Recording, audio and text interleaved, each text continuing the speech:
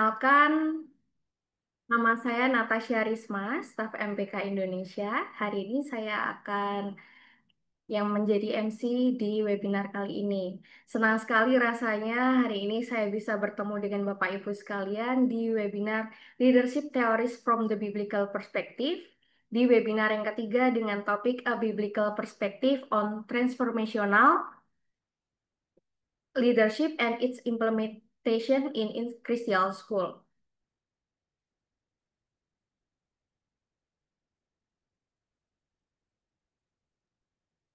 Baik, Bapak Ibu,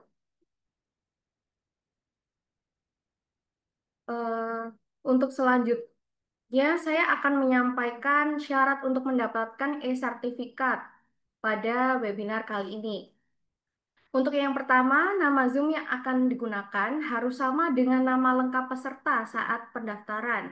Lalu yang kedua, minimal kehadiran 90 menit sesuai laporan durasi Zoom MPK. Lalu yang ketiga, peserta wajib mengisi daftar hadir. E-sertifikat tidak akan dikirim kepada peserta yang tidak mengisi daftar hadir. Lalu yang keempat, link daftar hadir akan diberikan setelah sesi tanya jawab di kolom chat Zoom dan link ini tidak akan diberikan melalui grup WA. Lalu yang kelima, e-sertifikat akan dikirimkan pada hari Kamis 12 Juni 2025 melalui email peserta masing-masing. Peserta mohon menulis email dengan tepat saat mengisi daftar hadir. Mohon untuk bisa diperhatikan beberapa syarat tersebut. Baik, untuk selanjutnya adalah sesi sambutan dan doa pembukaan yang akan dipimpin oleh Ibu Vini STH MPD selaku pengurus harian MPK Indonesia bidang 1 pengembangan pendidikan. Baik, kepada Ibu Vini saya persilahkan. Ya, selamat sore Bapak Ibu yang dikasihi Tuhan, para pejuang pendidikan. Bulan ini, tanggal-tanggal ini ya, di minggu kedua Juni kita tahu adalah minggu yang super sibuk ya di sekolah ya. Tetapi sampai pada menit ini ada 134 guru pendidik yang sudah bergabung. Luar biasa di tengah-tengah kesibukan Anda masih berjuang untuk belajar ya. Kiranya Tuhan memberkati dan melalui nanti tiga narasumber kita yang sudah sangat berpengalaman, Ibu Yeni, Ibu Oyeni, Ibu Luciana, dan juga Pak Nathan. Baik, kiranya Tuhan berbicara kepada kita masing-masing ya, dengan tema yang sangat baik dan sangat mendasar untuk kita mengerti bagaimana kita menjalankan kepemimpinan yang bukan transaksional, tetapi transformasional. Dan bagaimana nanti konsep ini yang kaya ya dari pemikir-pemikir sebelumnya, bagaimana kita memikirkannya untuk melakukan di sekolah kita. Baik, mari kita memohon pimpinan Tuhan untuk kita belajar dalam sekitar 2 jam ke depan. Mari kita berdoa Bapak Ibu. Tuhan, kami mengucap syukur Engkau terus memperlengkapi kami untuk panggilan-Mu yang mulia. Kami mau terus belajar, kami mau dengan rendah hati terus dipimpin untuk berbicaralah kepada kami. Biarlah hamba-Mu yang telah setia menggumulkan, mempersiapkan, menuliskan, dan akan membagikan pada kami, itu Bu Yeni, Bu Luciana, dan Pak Nathan, Tuhan kuatkan mereka. Dengar-dengaran para pimpinan Roh Kudus, sehingga melalui mulut perkataan mereka, gairah dan hati yang mereka bagikan, masing-masing kami di tempat kami masing-masing kami diberikan visi, diberikan tuntunan dan kekuatan dari Tuhan untuk berjalan melangkah lagi, diluruskan lebih tepat lagi kepada jalan-Mu ya. Jika juga ada koreksi yang Engkau mau nyatakan pada kami pun terbuka. Ya. Terima kasih untuk berkat-berkat-Mu. Di dalam nama Tuhan Yesus Kristus kami berdoa. Amin. Baik, mari kita lanjutkan dengan selanjutnya. Baik, terima kasih Bu Vini. Untuk selanjutnya, saya akan membacakan profil narasumber kita pada hari ini. Profil narasumber kita, Bu Yeni SEMED, yang merupakan dekan dari FIP UPH. Lalu ada bersama kita juga Ibu Dr. Luciana Idawati STMTMM sebagai penanggap. Beliau adalah seorang dosen di Magister Teknologi Pendidikan, Magister Teknik Sipil, Magister Hubungan Internasional dan Liberal Arts UPH. Dan ada bersama kami juga yaitu Pak Nathanael Febrian, STH MPD. Beliau telah menyelesaikan studi pascasarjana Magister Pendidikan di Universitas Pelita Harapan dan saat ini melayani sebagai Head of School di SDH Cikarang. Baik, untuk sesi selanjutnya adalah pemaparan materi oleh Ibu Yeni. Kepada Ibu Yeni, saya persilahkan. Selamat siang, Bapak Ibu semua dari seluruh pelosok Indonesia ya. Tadi Ibu Vini menyebut sebagai pejuang-pejuang pendidikan Kristen ya. Senang sekali bisa berjumpa dengan Bapak Ibu pada siang hari ini. Sebelumnya saya akan berikan Mentimeter Bapak Ibu ya. Silahkan diakses. Ada sebuah pertanyaan. Ya, saya pikir transformational leadership mungkin sering kali kita dengar ya. Nah, apa nih yang muncul ya? Apa kata-kata yang muncul dalam pikiran Bapak Ibu ketika memikirkan tentang transformational leadership? Nah, ini yang sudah masuk ya, ada 8, 9. Perubahan, perubahan mindset, perubahan paradigma. Perubahan ya, memang transformasi nanti lekat dengan perubahan ya. Juga perubahan hidup. Nah, nanti kita pikirkan ya, perubahan ini perubahan apa sebenarnya ya? Nah, di sini juga ada yang masukkan kepemimpinan yang mumpuni. Hmm, ya, panutan. Nah, apakah nanti berhubungan dengan panutan kalau kita bicara tentang transformational leadership, ya, atau apalagi perkembangan, ya, perkembangan, impact, ya, visi, inovasi, mendorong pertumbuhan, ya. Nah, rupanya selain perubahan, ini kata perubahan hidup juga jadi second the biggest ya dari semua Bapak Ibu yang memasukkan pendapat dari pertanyaan ini. Iya, relevansi, keteladanan. Rupanya keteladanan juga menjadi pemikiran Bapak Ibu ya ketika memikirkan tentang transformational leadership. Mengambil kebijakan, perubahan lifestyle. Oh, karakter building. Iya, karakter building ya. Oke. Iya. Nah, Bapak Ibu, ini ya rupanya ya yang seringkali ada dalam pemikiran kita ketika berbicara tentang transformational leadership ya. Pasti eh, kata yang besarnya adalah perubahan. Oke, saya stop dulu ya Bapak Ibu ya, Mentimeternya.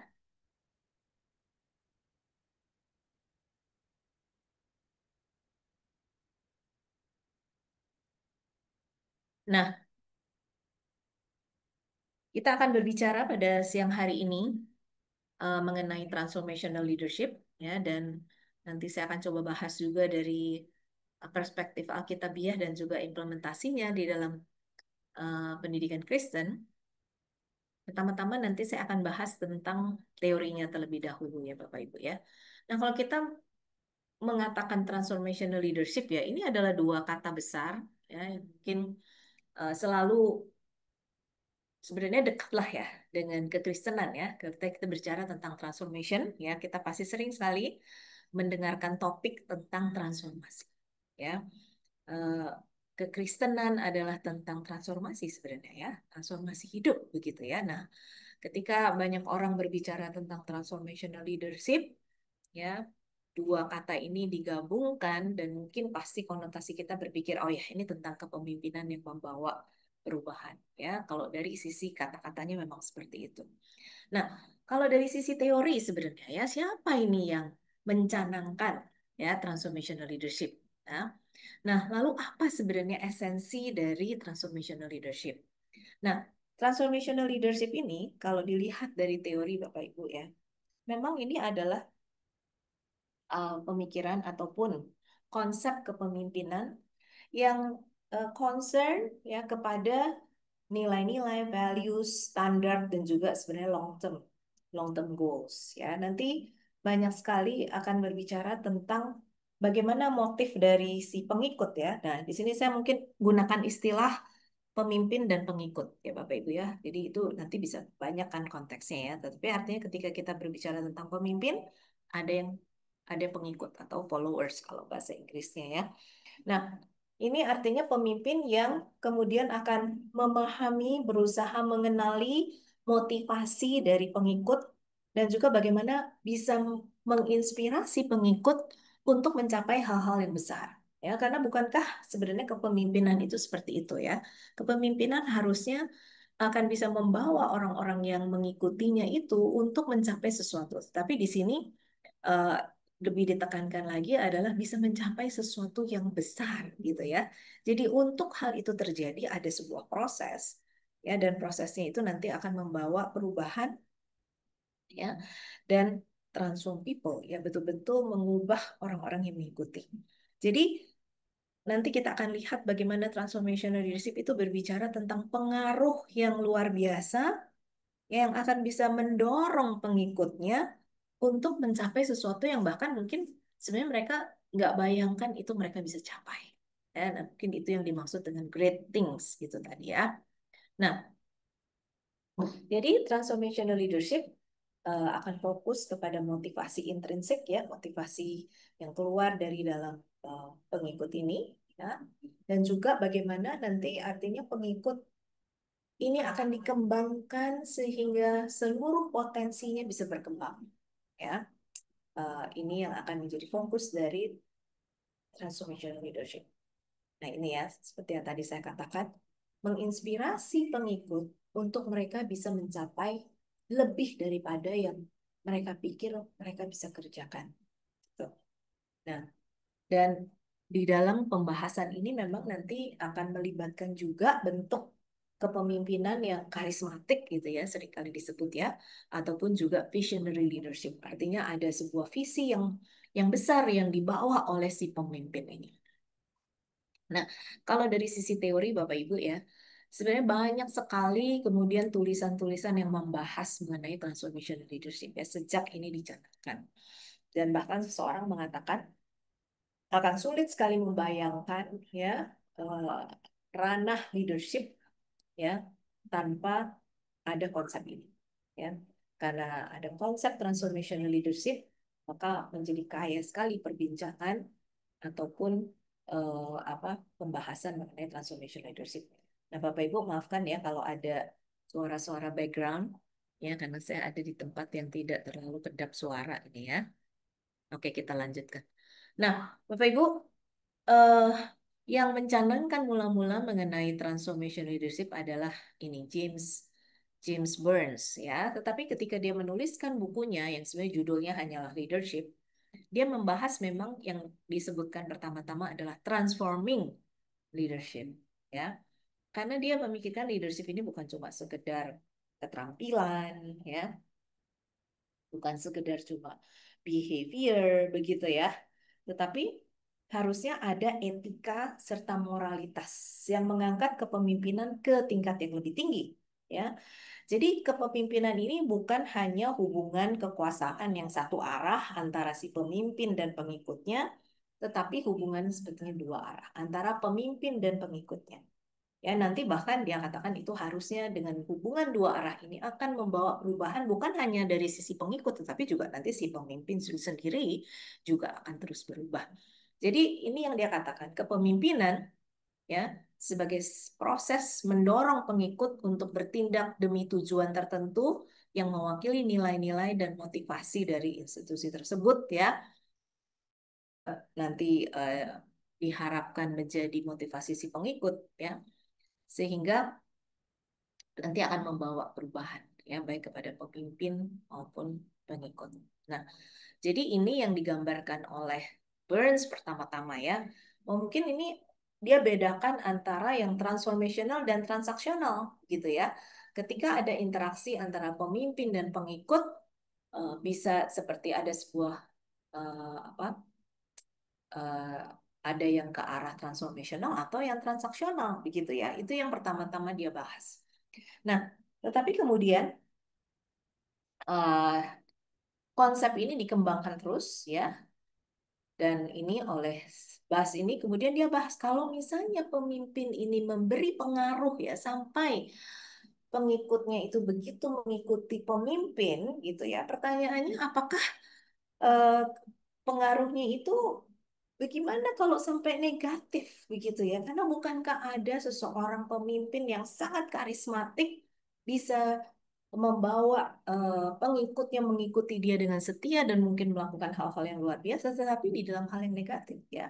Dan ini bukankah kita bisa melihat ya diberikan contoh misalnya ya seperti Hitler. Dan ini yang kemudian dikatakan sebagai pseudo transformational leadership. Ya, bukan sesuatu yang diinginkan sebenarnya dengan transformational leadership, ya, tetapi bisa terjadi ya. Nah, pseudo transformational leadership ini nanti diberikan kriteria yang lebih self-serving, ya, artinya seperti hanya melayani kepentingan ataupun kehendak dari si pemimpin itu, ya, lebih eksploitatif begitu ya, tidak betul-betul mengembangkan apa yang dimiliki oleh pengikut ya, tetapi juga berorientasi pada kekuasaan. Jadi lebih ini disebut ya authoritarianism gitu ya. Dan ini contohnya kan sudah baik sekali ya. Kita bisa langsung memahami apa yang disebut dengan pseudo transformation leadership. Dan dia juga membawa nilai-nilai moral yang menyimpang gitu ya, tidak nilai-nilai yang membawa kebaikan bukan hanya kepada pengikut tetapi juga kepada orang lain dan lebih short term fokus. Nah, tentu bukan ini yang dimaksudkan ya. Dan kemudian dibahas lagi oleh Bas ya bahwa sebenarnya antara transaksional, oh ini. Jadi dari transforming kemudian dia rubah kata-katanya menjadi transformational ya, transformational leadership. Dan dia membayangkan bahwa nanti sebenarnya di dalam interaksi antara pemimpin dan pengikut ini bisa terjadi relasi yang baik transaksional maupun transformational ya. Nah, di dalam perkembangannya ya, kemudian banyak lagi pihak-pihak yang mengembangkan teori ini ya dan kemudian mengembangkan yang disebut dengan full range leadership model ya karena ini seperti sebuah kontinum ya.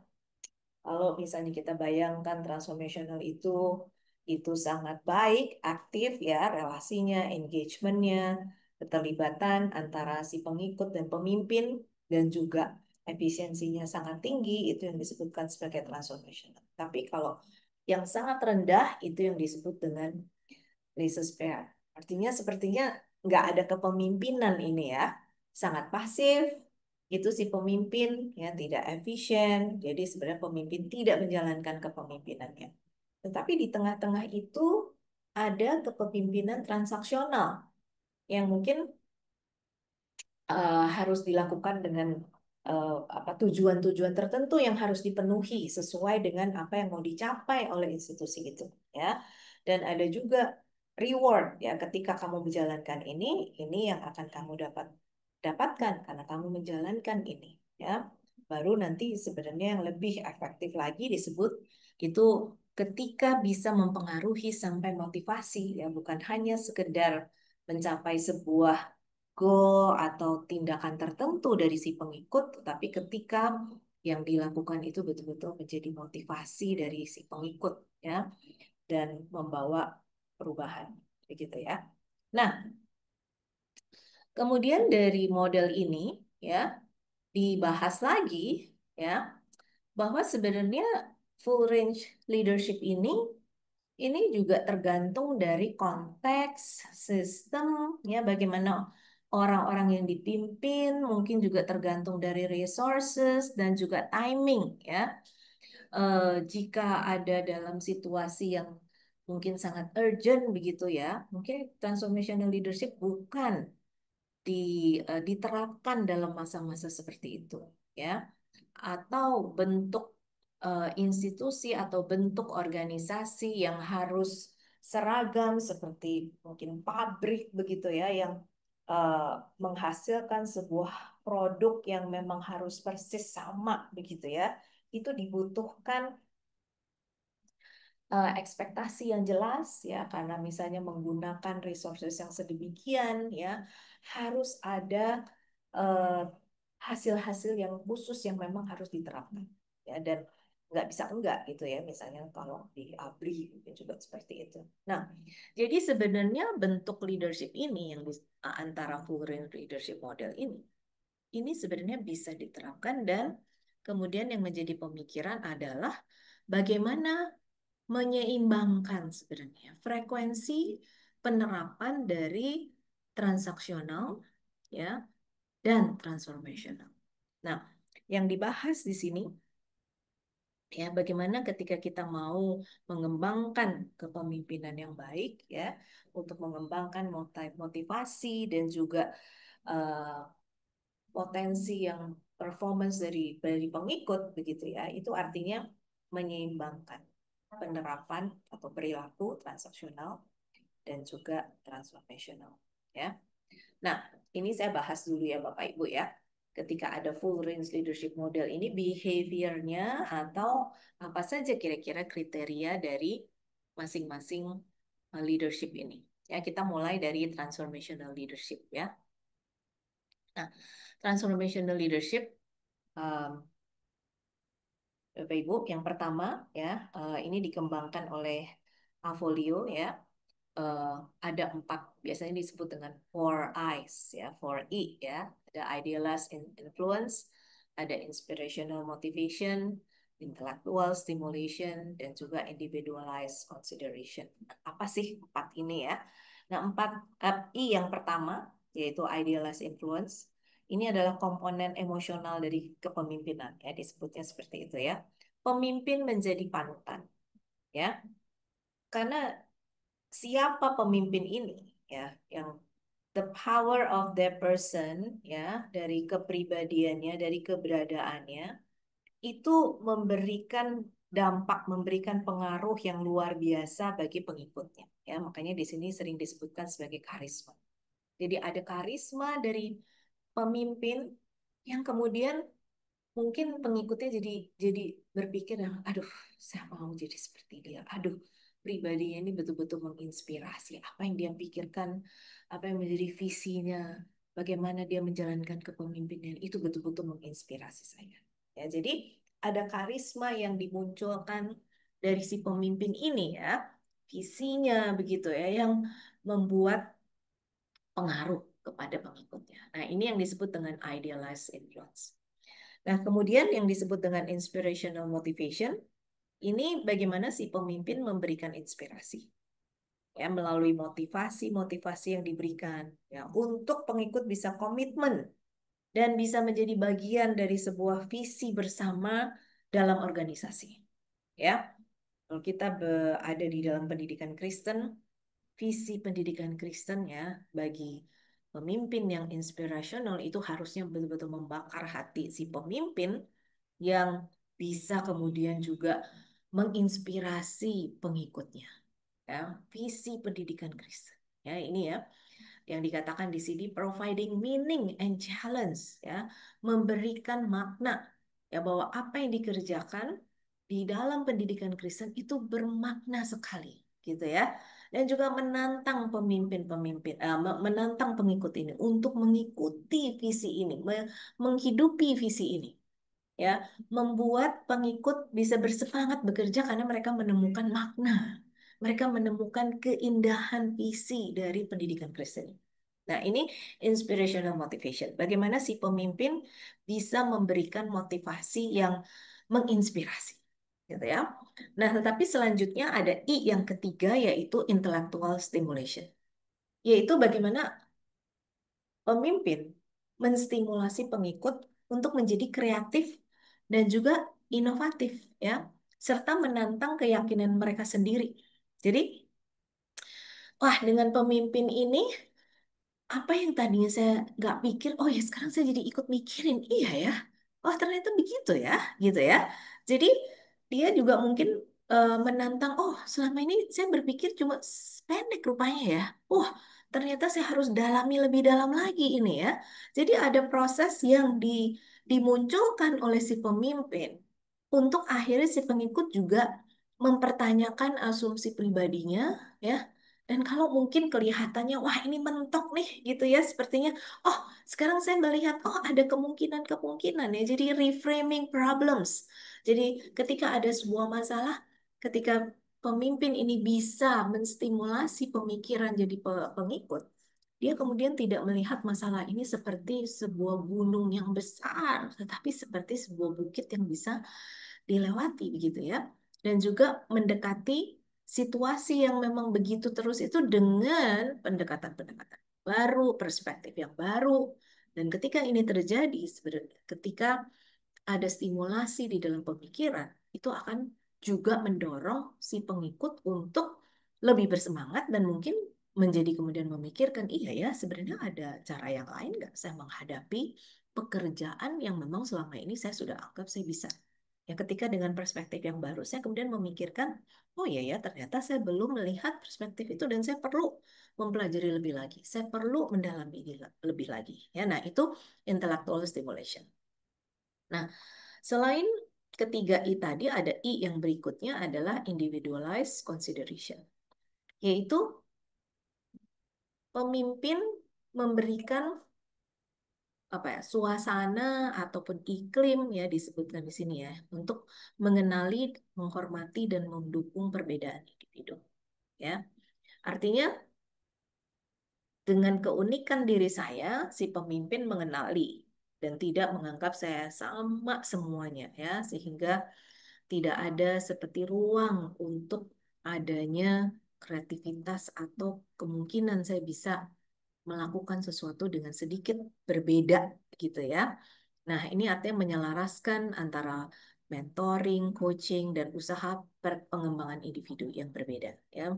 Bisa mengarah kepada tujuan yang sama, tetapi ada pertimbangan individu.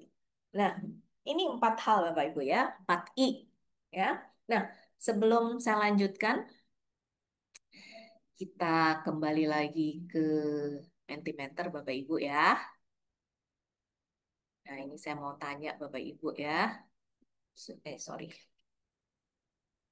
Nah, apakah Bapak Ibu, menurut Bapak Ibu ya, nanti ada 2 pertanyaan. Yang pertama-tama, ketika mendengar sedikit tadi tentang transformational leadership, menurut Bapak Ibu sudah atau belum menerapkan transformational leadership? Nah, sudah ya. Ya, perkiraan saya sih nanti yang belum seutuhnya lah ya. Kita pasti sudah, walaupun kita nggak tahu mungkin teorinya bahwa itu adalah transformational leadership, pasti sebagian dari apa yang tadi kita bicarakan sudah Bapak Ibu terapkan. Ya, mungkin belum seutuhnya. Ya, bisa saja memang kita nggak tahu teorinya, tetapi sebenarnya kita sudah menerapkan sebagian, ya kan? Jadi betul ya, yang belum sepenuhnya itu yang lebih banyak. Nah, tadi Bapak Ibu sudah mendengar tentang 4I ya, dan mungkin saya pikir pasti Bapak Ibu juga sudah menerapkan hal itu ya. Nah, kalau atau mungkin sudah pernah mempelajari juga ya. Nah, menurut Bapak Ibu, ketika tadi mendengarkan penjelasan tentang 4I, menurut Bapak Ibu bagaimana penerapan karakteristik transformational leadership ini ya? Apakah yang oh ini saya sudah kerjakan ya, saya sudah terapkan. Oh ini belum nih ya, saya mungkin kurang dalam hal ini. Yang mana nih? Oke, ya coba silahkan Bapak Ibu menilai diri sendiri ya. Nah, baru 3 nih yang memasukkan pendapat. Bagaimana yang lain? Nah, 5 ya Bapak Ibu bisa kembali lagi ke Mentimeter yang tadi ya. Semoga tadi belum belum ditutup ya. Bisa klik tadi link yang tadi ya Bapak Ibu ya. Nah, Nah, ini di dalam kita belajar baik ya, ketika kita memahami sesuatu, kita kemudian juga memikirkan ya, oh iya, bagaimana saya sudah menerapkan hal ini. Iya, Bapak Ibu ya. Jadi individualized consideration ya, itu sesuatu yang memang saya pikir akan challenging ya. Di dalam kita memimpin, bagaimana kita juga bisa memberikan pertimbangan kepada pengikut-pengikut kita yang bukan robot ya, nggak sama semuanya ya, berbeda-beda, punya kekuatan dan juga kelemahan yang berbeda-beda ya. Ini akan menjadi tantangan bagi kita ya, bagaimana tetap menuju kepada tujuan organisasi atau apa yang kita mau capai, tetapi ada perbedaan dari berikut. Nah, baik ya Bapak Ibu ya. Oke, kita lanjutkan lagi ke presentasi saya ya. Tadi kita sudah bahas yang 4I yang pertama ya. Nah, tetapi juga eh, walaupun sepertinya transactional leadership ini begitu eh, tidak positif ya, tetapi sebenarnya ini juga perlu diterapkan di dalam konteks tertentu ya. Misalnya contingent reward ya. Contingent reward ini penting juga ya sebenarnya ketika kita memimpin sebuah organisasi Bapak Ibu ya. Karena di sini harus ada sebuah ekspektasi ya. Harus ada sebuah eh, kesepakatan gitu ya.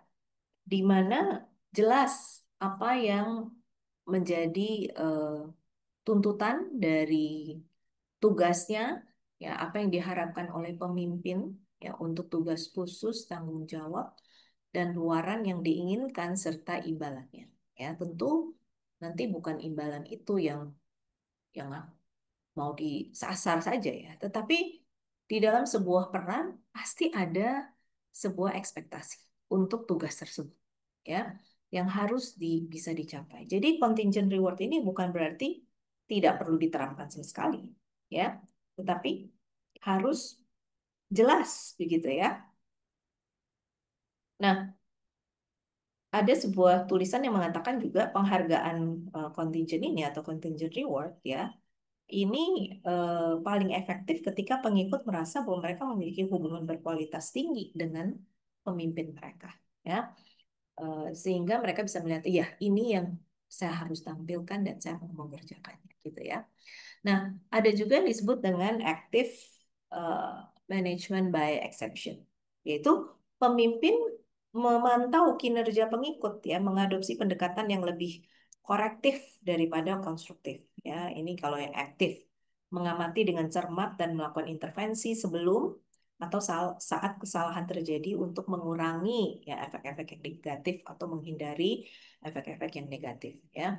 Nah, ini yang disebut dengan active management by exception. Tapi ada juga passive management by exception, pemimpin memantau kinerja pengikut, mencatat kesalahan, tetapi tidak menawarkan intervensi korektif sebelum masalah muncul. Ya, menunggu ya untuk menangani masalah setelah masalah tersebut terjadi. Ya, jadi lebih pasif. Ya, jadi pokoknya nanti kalau salah, nah baru saya koreksi atau saya salahin. Tetapi bukan aktif, artinya kalau aktif sebelum kesalahan itu terjadi, saya perlu terus memonitor dan memastikan kesalahan itu tidak terjadi. Ya, nah tentu jadi Bapak Ibu ketika kita memimpin tentu ada tujuan yang mau diharapkan. Nah, seperti contingent reward ataupun active management by exception ini juga perlu diterapkan karena tentu pengikut juga membutuhkan masukan, membutuhkan supervisi terutama kalau misalnya mereka masih baru di dalam pekerjaan ya baru menjadi guru, tentu butuh banyak bimbingan untuk bagaimana mereka bisa menjalankan peran sebagai guru dengan baik ya. Ketika mungkin ada sedikit kesalahan, mungkin perlu diberikan masukan sehingga dia tidak mengulangi kesalahan tersebut, begitu ya misalnya. Jadi hal-hal seperti ini juga perlu diterapkan ya. Nah, yang tidak perlu diterapkan adalah yang terakhir ini ya. Sebenarnya ini bukan kepemimpinan ya, karena ini pasif. Pemimpin ini menghindari tanggung jawab, menunda-nunda, mengambil keputusan, tidak memberi masukan, ya, tidak ada usaha menolong pengikut memenuhi kebutuhan mereka. Ya, tetapi ada juga penulis yang mengatakan, tetapi ya, mungkin kadang-kadang ini adalah strategic behavior choice by the leader ya supaya bisa melihat bagaimana sebenarnya potensi dari pengikut ya tapi itu question mark ya Bapak Ibu ya. Nanti orang-orang tidak mau menerapkan kepemimpinan ya. Nah, ini tadi Bapak Ibu tentang full range leadership model ya. Nah, di dalam pembahasan ini ya ada yang mengatakan sekali lagi tadi ya seperti kita bahas Ini harus diseimbangkan frekuensinya, ya tentu nanti berdasarkan apa konteksnya, ya sistem dari institusi itu seperti apa, ya bagaimana orang-orang yang dipimpin, ya dan sebagainya.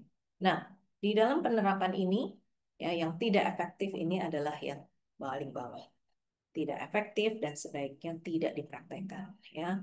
Yang non-leader behaviors ataupun passive management by exception. Nah, sementara yang ini active management by exception ini perlu dilakukan ya walaupun minimum dikatakan, tetapi contingent reward itu perlu diterapkan dalam arti itu memberikan ini karena berhubungan dengan expected motivation dan effort, gitu ya, expected performance yang diharapkan, ya. Dan yang paling berpengaruh juga dari transformation leadership itu 2 I yang pertama, yaitu inspirational motivation dan juga idealist influence, ya. Jadi hal ini Bapak Ibu di dalam full range leadership model ini yang perlu kita renungkan, ya, dan nanti mungkin kita tetap harus bisa melihat konteks bagaimana kita menerapkannya, ya, untuk memberi pengaruh yang baik. Nah, tetapi selanjutnya Bapak Ibu ketika kita memikirkan biblical perspektif dari teori ini, ya Bapak Ibu, ya, maka saya berharap ketika kita membahas itu kita bisa langsung mengenali bahwa juru selamat dan Tuhan kita yaitu Yesus itu sungguh-sungguh seorang transformation leader, ya. Kalau misalnya kita harus memberikan evaluasi dari teori transformational leadership, ya tentu kita bisa melihat bahwa Yesus sungguh-sungguh yang merubah, yang mentransformasi hidup banyak orang. Dan mungkin kita juga ya ditransformasi karena kita mengenal Kristus. Dan juga Yesus memberi pengaruh pengikut-pengikutnya untuk melakukan hal-hal yang besar. Ya, banyak mungkin yang sudah percaya kepada Kristus menjadi hamba Tuhan, menjadi uh, penginjil, melakukan hal-hal yang lebih besar daripada yang Kristus kerjakan, gitu ya, secara jumlah mungkin ya. Tetapi juga apa yang dilakukan Kristus membawa perubahan, membawa restorasi, bukan hanya kepada pribadi-pribadi, tetapi juga nanti kepada creation, seluruh ciptaannya.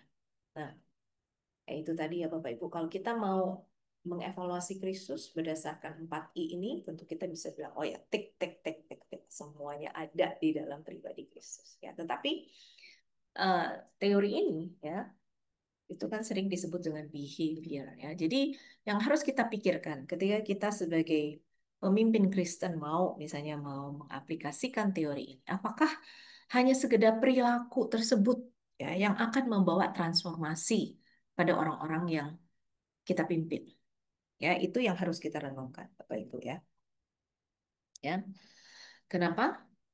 Karena kalau kita melihat Yesus Kristus, kita tahu bahwa siapa yang ada di dalam Kristus adalah ciptaan. Transformasi yang sejati terjadi ketika seseorang ada di dalam Kristus. Ya, bagaimana manusia yang lama ini berlalu, ya, diubahkan, diberikan hati yang baru, dan ada benih baru yang ditanam di dalam pribadi orang tersebut. Jadi the power of true transformation itu ada di dalam Kristus, ya, dengan karyanya di atas kayu salib, dan bagaimana Roh Kudus juga bekerja di dalam setiap pribadi untuk menjadikan mereka ciptaan baru. Dan ini yang harus kita hayati ketika kita mau menerapkan transformation leadership dengan harapan, dengan doa semua orang yang kita pimpin, ya. Ataupun kalau Bapak Ibu adalah guru, bagaimana murid-murid Bapak Ibu bisa mengenal Kristus dan menjadi ciptaan yang baru. Ya, tetapi juga ya karena Kristus mendamaikan segala sesuatu dengan dirinya, ya. Tetapi dia juga adalah kepala tubuh. Ya, dia mengadakan pendamaian dengan darah salib Kristus, ya. Didamaikan menjadi satu komunitas dan dia adalah kepala jemaat, ya, tubuh Kristus, ya. Dan terus-menerus akan membawa tubuh Kristus ini dikuduskan, dan kemudian tidak bercela dan tak bercacat di hadapan. Artinya sebagai orang-orang yang sudah mengalami Kristus, ya, proses kita bicara secara teologi adalah proses pengudusan ini terjadi terus-menerus. Ya, disinilah artinya kita perlu menerapkan transformational leadership tersebut ya Bapak Ibu ya. Nah, dan juga Yesus punya purpose of transformation. Ya, ia yang duduk di atas tahta itu berkata, "Lihatlah aku menjadikan segala sesuatu baru." Ya, Yesus adalah Alfa dan Omega, yang awal dan akhir. Nah, jadi yang menjadi visi ya kan ke depan ketika mau membawa transformasi. Kita juga tidak bisa mengabaikan Kristus. Ya. Apa yang Kristus sudah mulai, sudah kerjakan di atas kayu salib, dan yang sedang Kristus kerjakan sampai nanti dia datang menjadi raja di atas segala raja, membawa pemulihan atas dunia ini harus menjadi visi kita, visi kerajaan Allah dari orang-orang yang mau bekerja dan melaksanakan transformation leadership. Ya, purpose of transformation has to be in Christ juga ya, karena dia katakan aku adalah Alfa dan Omega, yang awal dan akhir ya. Yesus akan menjadikan segala sesuatu baru ya. Nah, tapi seseorang juga menuliskan tentang Yesus, Jesus the model of transformational leadership ya Bapak Ibu ya. Karena kenapa? Dia memberikan visi ya, is inspired a vision of a new and important moral order. Ya, pengikut Kristus harus punya standar moral tertentu sesuai dengan apa yang Kristus sudah teladankan. Ya, dia juga empowered ya, luar biasanya. Kristus bukan hanya memberikan sebuah harapan ya tanpa mendampingi ya. He is with us ya. Itu ya, Roh Kudus bersama-sama dengan kita. Dia juga empowered his followers ya. Jadi kalau kita mendorong pengikut-pengikut kita mengikut Kristus, kita juga harus terus mengumandangkan ya bagaimana Kristus melalui Roh Kudus juga memberdayakan kita ya. Tetapi juga teladan yang Kristus berikan yang melalui pelayanan dengan kerendahan hati dan pengorbanannya itu harus juga menginspirasi kita ketika kita mau menjadi pemimpin yang meneladani Kristus. Dan he challenged the social order ya. Jadi mungkin hal-hal yang menjadi praktik manusia berdosa ya di dalam relasi, di dalam praktik-praktik yang lain di challenge oleh Kristus sendiri ya, dan itu yang harus kita pikirkan ya. Bagaimana saya bisa membuat transformasi dimanapun Tuhan menempatkan kita ya. Dan dia juga promoted spiritual transformation. Nah, ini yang harus menjadi perhatian kalau kalau tadi transformation leadership bicara tentang intrinsic motivation ya, maka ini bagi kita bukan hanya motivasi tetapi juga spiritual transformation harus menjadi fokus eh, kita sebagai pemimpin Kristen yang mau menerapkan transformation leadership ini ya. Dan juga ya ini ya, Kristus betul-betul adalah sebuah model ya yang paling berpengaruh sebagai transformational leaders in history. Dan mungkin teori yang di, dimunculkan oleh banyak teoris tadi, sebenarnya itu capturing ya, seperti memetakan ya, bagaimana orang-orang di dalam anugerah umum ataupun khusus yang Tuhan berikan bisa menerapkan transformational leadership yang sudah diteladankan oleh Kristus. Ya, jadi Kristus benar-benar menjadi teladan. Nah, saya mau kembali lagi kepada model ini ya. Kalau memikirkan tentang leadership, saya sangat terinspirasi dengan model ini.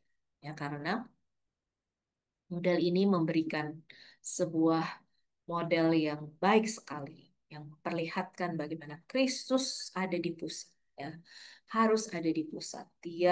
Kristus harus menjadi power of the leader. Ya, kita sebagai pemimpin Kristen, Kristus harus menjadi pusat dari kehidupan kita, dari pemikiran kita, dari hati kita, dari tindakan kita. Dan itu mempengaruhi karakter kita, ya, tetapi juga mempengaruhi calling, ya kan, mendorong kita untuk terus meningkatkan kompetensi yang menginspirasi kita bagaimana kita membangun komunitas, ya. Dan kalau saya sandingkan ini tadi dengan transformation leadership, ya Bapak Ibu ya, 4I tadi, ya, idealist influence sekali lagi bicara tentang karisma seseorang, karisma pemimpin. Dan artinya di sana orang yang mau menerapkan idealist influence, ya, menerapkan behavior ini harus memastikan dia pengikut Kristus dan itu mengubahkan karakternya, ya, punya karisma yang menjadi berpengaruh, yang memberi teladan. Nah, inspirational motivation harusnya tentang calling, ya Bapak Ibu, ya. Tadi purpose dari transformation leadership, apa yang Kristus telah kerjakan dan sedang kerjakan bagi dunia ini, Kingdom of God vision, ya, panggilan untuk misi Allah, yang itu yang harus dihayati dan itu yang harus menjadi motivasi yang kita bagikan kepada pengikut kita, ya, inspirational motivation, sehingga mereka bisa melihat pekerjaan kecil yang mereka kerjakan sebenarnya itu menyumbang kepada misi besar, ya. Intellectual stimulation bicara tentang lifelong learning, ya kan, membangun kompetensi, dan juga individual consideration nanti tentu ada di dalam pengembangan komunitas, diperhatikan setiap individu, tetapi sebenarnya itu adalah nanti bagaimana community building, ya. Saya kayaknya mesti cepat, ya. Oke, kita lanjutkan. Nah, jadi Bapak Ibu, saya mengingat apa yang Paulus katakan, ya. Ketika kita menjadi pemimpin Kristen yang mau menerapkan transformation leadership, mengikut Kristus, tentu kita memimpin, ya, tetapi bukan hanya memimpin untuk pengikut mengikuti kita, tetapi kita memimpin untuk kita mendorong pengikut kita juga mengikut Kristus, ya. Jadilah pengikutku sama seperti aku juga menjadi pengikut Kristus. Ini yang harus dimunculkan, ya, oleh uh, pemimpin Kristen yang menerapkan transformation leadership. Nah, sekarang Bapak Ibu hubungannya dengan sekolah Kristen, ya. Bagaimana mengapa, ya, transformation leadership mungkin cocok dengan pendidikan Kristen, ya. Nah, ini juga adalah seorang tokoh yang menginspirasi saya juga di dalam memahami tentang pendidikan Kristen, ya. Walaupun dia tidak secara khusus menuliskan tentang pendidikan Kristen, tapi sebenarnya konsepnya sangat Kristiani, Bapak Ibu, ya. Sir Giovanni. Nah, dia mengatakan, ya, sekolah kepemimpinan bagi sekolah yang efektif itu harus fokus on moral dimension, ya kan? Jadi tadi transformation leadership juga berbicara tentang moral komponen. Ini harus ada standar moral yang tinggi, ya kan, yang memang mau dikerjakan bersama-sama, ya. Jadi bukan hanya not only doing things right, ya, tetapi doing the right things, ya. Apa yang harus baik secara benar dikerjakan, ya kan? Yang benar itu apa? Itu yang harus kita kerjakan, ya kan? Nah, itu yang akan membuat kepemimpinan menjadi efektif. Tetapi juga di sini dikatakan inspire commitment, ya, dedication and service, ya, sebagai sebuah komunitas. Jadi Sir Giovanni banyak bicara tentang community, yang artinya komunitas ini ada sebuah komitmen yang mau dicapai, yang menghasilkan, membuat pengikut menjadi berdedikasi dan mau melakukan itu. Jadi artinya dengan hal ini maka leadershipnya itu harus community based ataupun kolaboratif. Dan sekolah yang mau terus-menerus berkembang dia harus membangun, ya kan, learning organizations and community. Ya, artinya interaksi di dalam sekolah haruslah terus-menerus mau belajar, ya, membangun komunitas karena nanti baru dia akan bisa berkembang sebagai sekolah yang baik, ya. Nah, kepemimpinan yang mendukung itulah sebenarnya, ya, this leadership approach build intrinsic motivation, ya kan, membangun motivasi yang intrinsik, professionalism, a sense of shared responsibility karena melihat, ya, ini yang mau kita capai bersama-sama, ini tanggung jawab yang harus kita capai bersama-sama, ya, nggak, bukan hanya tanggung jawabnya pemimpin, ini tanggung jawab kita bersama. Wah, kalau bisa dimunculkan seperti itu akan luar biasa, ya kan? Ini yang akan memungkinkan sekolah membangun dirinya, sekolah menjadi lingkungan, ya, yang excellent, ya, dan juga bermakna dari semua yang mereka kerjakan, ya. Jadi behaviorsnya Bapak Ibu ada juga penelitian, ya. Kalau tadi transformation leadership itu secara umum, ya, diterapkan di banyak institusi, maka Leadwood ini adalah seseorang yang banyak sekali meneliti mengenai transformation leadership behaviors untuk konteks sekolah. Ya, tadi ada 4I, ya, kita bisa tetap lihat 4I-nya di sini, tetapi kalau mau melihat bagaimana ini diterapkan di sekolah, dia katakan behavior-nya adalah ini, building vision and setting direction, ya kan, memberikan visi dan juga arah, ya, termasuk nanti di dalam instruction di dalam teaching and learningnya seperti apa. Ya, tetapi juga harus understanding and developing people, ya, artinya memahami komunitas, bagaimana membangun climate culture yang bisa baik, dan juga redesigning the organization. Ya, artinya organisasinya tadi harus menjadi learning organization ataupun learning community, ya, baru nanti pengembangan sekolah ini akan bisa terus berkembang dengan baik, ya. Tapi selain itu juga ada, sorry ini ada mistype, managing the teaching and learning program, ya kan. Jadi bagaimana program pembelajaran, resources management ini juga bisa dikembangkan. Nah, ini dari apa transforming leadership behavior, ya. Nah, jadi Bapak Ibu, transformational school leaders, ya kan, stimulate their followers, akan menstimulasi pengikutnya, ya, guru-guru, staff, mungkin juga murid-murid untuk melihat kepentingan dari tujuan yang mau dicapai oleh sekolah, ya, dan juga mengembangkan budaya dan memberdayakan siapapun yang terlibat, termasuk orang tua, ya, harus menjadi satu komunitas perjanjian itu tadi, ya. Dan sebagai sekolah Kristen, tadi ada nilai-nilai moral yang tinggi yang harus dijunjung, maka artinya bagi kita pendidikan Kristen harus betul-betul dilandaskan oleh firman Tuhan. Ya kan, firman pendidikan Kristen yang berfondasikan Alkitab itu artinya menjadikan Alkitab sebagai rujukan, acuan, standar, pusat dan bahan utama pengajaran, ya. Harus dihidupi, dihayati, dicintai oleh para guru, ya, dan terus dipikirkan bagaimana ini terapkan. Bukan hanya di dalam konten pembelajaran, tetapi juga bagaimana itu memandu hidup kita yang ada di dalamnya, ya. Nah, ini ya, Alkitab perkataan Allah yang tertulis adalah yang terpenting dalam kehidupan orang Kristen. Betul ya? Terinspirasi secara ilahi dan tidak salah. Jadi artinya Alkitab harus punya otoritas yang tinggi bagi seluruh kehidupan, termasuk kehidupan sekolah Kristen. Kehidupan guru-gurunya, kehidupan pemimpinnya, kehidupan relasi antar staf, guru, dan juga relasi dengan siswa. Nah, tetapi juga tadi memikirkan bahwa sekolah adalah sebuah komunitas, ya, artinya kita mengikatkan diri karena ada sebuah keyakinan nilai yang mau kita hidupi. Nah, pendidikan Kristen harus sangat kuat dengan itu, ya, dengan nilai-nilai dan ide tujuan bersama. Ya, baru nanti itu bisa menghidupi semua orang yang terlibat di dalamnya. Ya, sehingga itu akan mendorong interaksi yang menyatakan pandangan hidup yang diyakini tadi, ya, itu harusnya mendorong interaksi yang didorong oleh nilai-nilai tadi.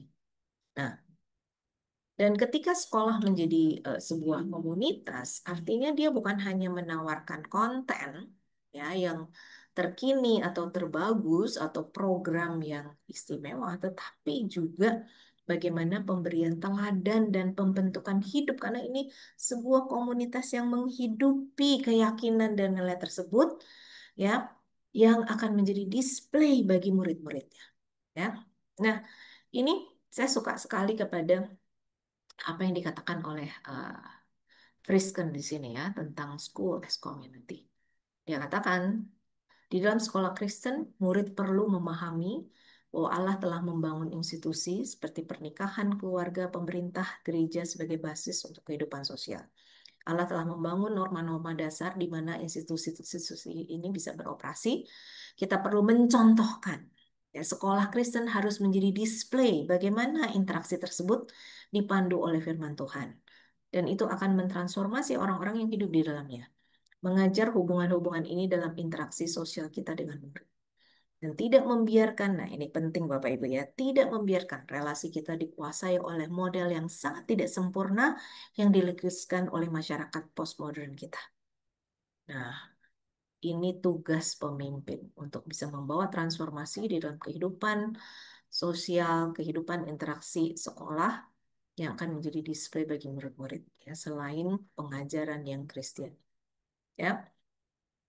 Dan banyak sekali sebenarnya yang juga teoris yang mengatakan sekolah harus menjadi learning community, ya, yaitu people's organization, ya kan, reflecting the educational goals, ya, khusus untuk anak-anak muda, gitu kan, ya, bagaimana nurture educational growth, membangun generasi muda, gitu ya. Jadi harus menjadi learning organization, ya, learning community. Dan ini Bapak Ibu, kalau kita bicara tentang visi, saya akan kembali lagi ke sini yang sudah dibawakan oleh Ibu Lucy juga, ya. Eh, Tujuan pendidikan Kristen dan juga relasi yang harus dibangun. Ini selaras dengan bagaimana Tuhan akan, yang Tuhan sudah menciptakan dulu ya, tapi juga akan mewujudkannya nanti, yaitu shalom. Bagaimana terjadi relasi yang ini delight, ya kan, juga fulfillment dan justice antara relasi dengan Tuhan, sesama, diri sendiri, dan juga dengan seluruh alam semesta ini. Jadi yang harus menjadi visi pendidikan Kristen tadi, nilai-nilai tertinggi yang mau kita usahakan, yaitu apa yang harusnya terjadi selaras dengan kehendak Tuhan. Sehingga semua bisa flourishing, ya, bisa full potential development dari semua pengikut kita, dan juga bisa membawa pengaruh kepada sekitar, ya, itu tadi sesuai dengan human flourishing. Nah, ini harus menjadi nilai-nilai yang tertinggi yang harus terus kita kumandangkan, yang berharap bisa membawa inspirasi bagi eh, pengikut-pengikut kita. Ya. Nah, saya sekian dulu Bapak Ibu presentasinya. Kita sekarang akan mengundang Pak Nathan untuk membagikan tantangan dan penerapan dari transformation leadership, dan juga nanti Ibu Lucy akan menambahkan masukan-masukannya, ya. Ibu Lucy juga boleh di yes, this spot. Oke, thank you Ibu Lucy. Nah, Pak Nathan, oke, kita tanya ya, di dalam Ya Bu, penerapannya nih, bagaimana nih kalau kita lihat secara umum ya kan, seringkali kan konteks yang ada di sekitar kita itu sangat transaksional. Nah, bagaimana menerapkan kepemimpinan transformasional, khususnya di sekolah Kristen? Gimana Pak Nathan? baik. Terima kasih Bu Yeni, Bapak Ibu semua. Terima kasih buat kesempatan berbagi yang sangat luar biasa ini ya. Mungkin tadi kalau ditanya soal di mungkin saya sama kayak Bapak Ibu ya. Saya sebagai orang yang sudah mencoba melakukan kepemimpinan transformasional tapi belum tahu teorinya begitu ya. Jadi thank you banget Bu, kami sudah diperkaya ya. Nah Bapak Ibu, dalam pelayanan saya sebagai seorang pemimpin di sekolah, saya mencoba merefleksikan ternyata kepemimpinan transformasional ini saya kaitkan dengan satu hal yang penting, yakni relasi. Nah, kepemimpinan yang transaksional justru saya kaitkan dengan penerapan regulasi. Nah, di saat pemimpin dan organisasi menjalankan regulasinya, para pemangku kepentingan memberikan target, ada fokus, ada standar, ada sistem reward, ada punishment, ada pendisiplinan, ada penilaian kinerja, ada kepatuhan, begitu ya. Nah, itu semua yang saya lihat adalah regulasi yang kalau saya boleh nilai itu sifatnya transaksional sekali. Nah, kalau kita jalankan itu, dan kita terlalu dominan menjalankan itu, nah mungkin kita juga perlu memikirkan kembali bahwa kepemimpinan Kristen juga seharusnya mengarahkan perahu sekolahnya, perahu organisasinya kepada misi yang transformasional. Yang tadi sudah disebutkan oleh Bu Yeni gitu ya. Perubahan jangka panjang, menginspirasi visi, membentuk karakter guru, anak, orang tua. Nah, menurut saya itu cuma bisa dilakukan dengan kepemimpinan yang berelasi. Nah, kepemimpinan transaksional itu sangat baik gitu ya untuk menjaga struktur, disiplin, kinerja yang tertib. Tadi Bu Heni bilang ya ada detail yang kedua. Tapi kalau kita dominan terlalu melakukan transaksional, nanti guru dan staf kita yang saya rasakan mereka hanya bekerja untuk mungkin saja insentif, tapi bukan untuk panggilan atau nilai. Murid hanya belajar untuk mengejar prestasi, tapi dia tidak dapat keinginan untuk berkembang atau bertumbuh. Jangankan mengenal Kristus, mungkin mereka hanya mengenal nilai dan prestasi saja. Nah, mungkin di sekolah kita tadi Bu ini sampaikan, kalau kita terlalu transaksional, kita jadi kehilangan kasih, kita kurang empati, pertumbuhan spiritual terlalu dipaksakan sehingga akhirnya menjadi kering Bapak Ibu, tidak organis, tidak natural. Dan mungkin Bapak Ibu pernah mendengar gitu ya, kalau ada guru-guru sudah berkata, ya sudahlah tinggal 2 tahun lagi masa kontrak, biar cepat selesai deh, biar saya pindah dari sekolah ini gitu ya. Atau kalau ada siswa yang berkata, aduh nggak nyaman di sekolah ini, gurunya kaku banget, nggak kasih waktu buat dengar pendapat kami. Nah mungkin Bapak Ibu kita terlalu mekanis, atau mungkin kita terlalu transaksional begitu ya. Padahal peranan kita dalam kepemimpinan yang transformasional harusnya membangun kembali makna dan tujuan sekolah kita, membangun kembali tujuan komunitas kita, membangun kembali makna memuridkan, makna pendidikan. Nah, tadi Bu Yeni juga sudah sampaikan, saya sangat diberkati sekali ya. Buat saya kalau kita bicara soal kepemimpinan transformasional, harusnya kita memang melihat kepada Yesus gitu ya. Ia membentuk hati bukan hanya perilaku. Yesus membangun relasi yang sangat kuat dengan muridnya. Dan pada akhirnya, murid juga diubahkan dalam proses pemuritan yang berelasi tersebut. Dalam pengembalaan yang Yesus lakukan. Nah, Bapak Ibu, kalau saya boleh merenungkan kembali, kalau kita menerapkan regulasi, terlalu menerapkan regulasi, kita akan cenderung mengatur dari luar, tapi kita tidak menyentuh dari dalam. Kita mungkin akan fokus pada kepatuhan, tapi kita tidak fokus pada pertumbuhan. Kita mungkin terlalu mengagungkan sistem dan prosedur, tapi kita tidak memperdalam hubungan dan pemahaman akan keberadaan orang-orang yang kita pimpin. Kalau tadi kata Bu Yeni, pengikut yang mengikuti kita. Kalau kita terlalu menerapkan regulasi, kita mungkin fokus pada efisiensi, efektivitas, dan controlling. Tapi kita lupa bahwa kita juga perlu sharing vision kepada mereka. Kita juga perlu melibatkan hati mereka dalam arah yang kita mau kerjakan bersama-sama. Jadi Bu Yeni, kalau saya boleh berbagi, saya mencoba menyederhanakan apa yang saya sudah lakukan. Justru kepemimpinan kita lebih mengutamakan relasi di atas regulasi. Apakah regulasi dibutuhkan? Ya, dibutuhkan. Tetapi relasi itulah yang membuat kita bisa menjalankan regulasi ini lebih bermakna. Mungkin itu Bu yang saya bisa bagikan Bu dan tantangannya. Thank you Bu. Ya, ya. Nah, ini senengnya ya kalau ada praktisi juga sharing itu dibuat lebih sederhana. Thank you ya, Pak Nathan. Thank you Bu. Bu Lucy gimana Bu Lucy? Silakan Bu, tambahkan. Iya, terima kasih Bu Yani, Pak Nathan. Tadi yang disampaikan Pak Nathan itu memang eh, saya kira pemahaman yang tepat ya dari transformational leadership, terutama untuk implementasinya di sekolah. Karena apa? Kalau tadi kan Bu Yani menjelaskan tentang full range leadership itu ya dari BAS. Nah, di sana kan ada 7 faktor. Kalau faktor yang ketujuh kita mulainya dari yang nomornya besar gitu ya. Yang ketujuh itu yang non-leadership tadi, non-transaksional, tidak ada regulasi. Nah, kalau tidak ada regulasi, ini semua orang laissez-faire, jadi suka-suka hati dia gitu ya. Tentu ini juga jadi tidak ada arah dan tidak kita inginkan dalam satu institusi, apalagi itu sekolah Kristen.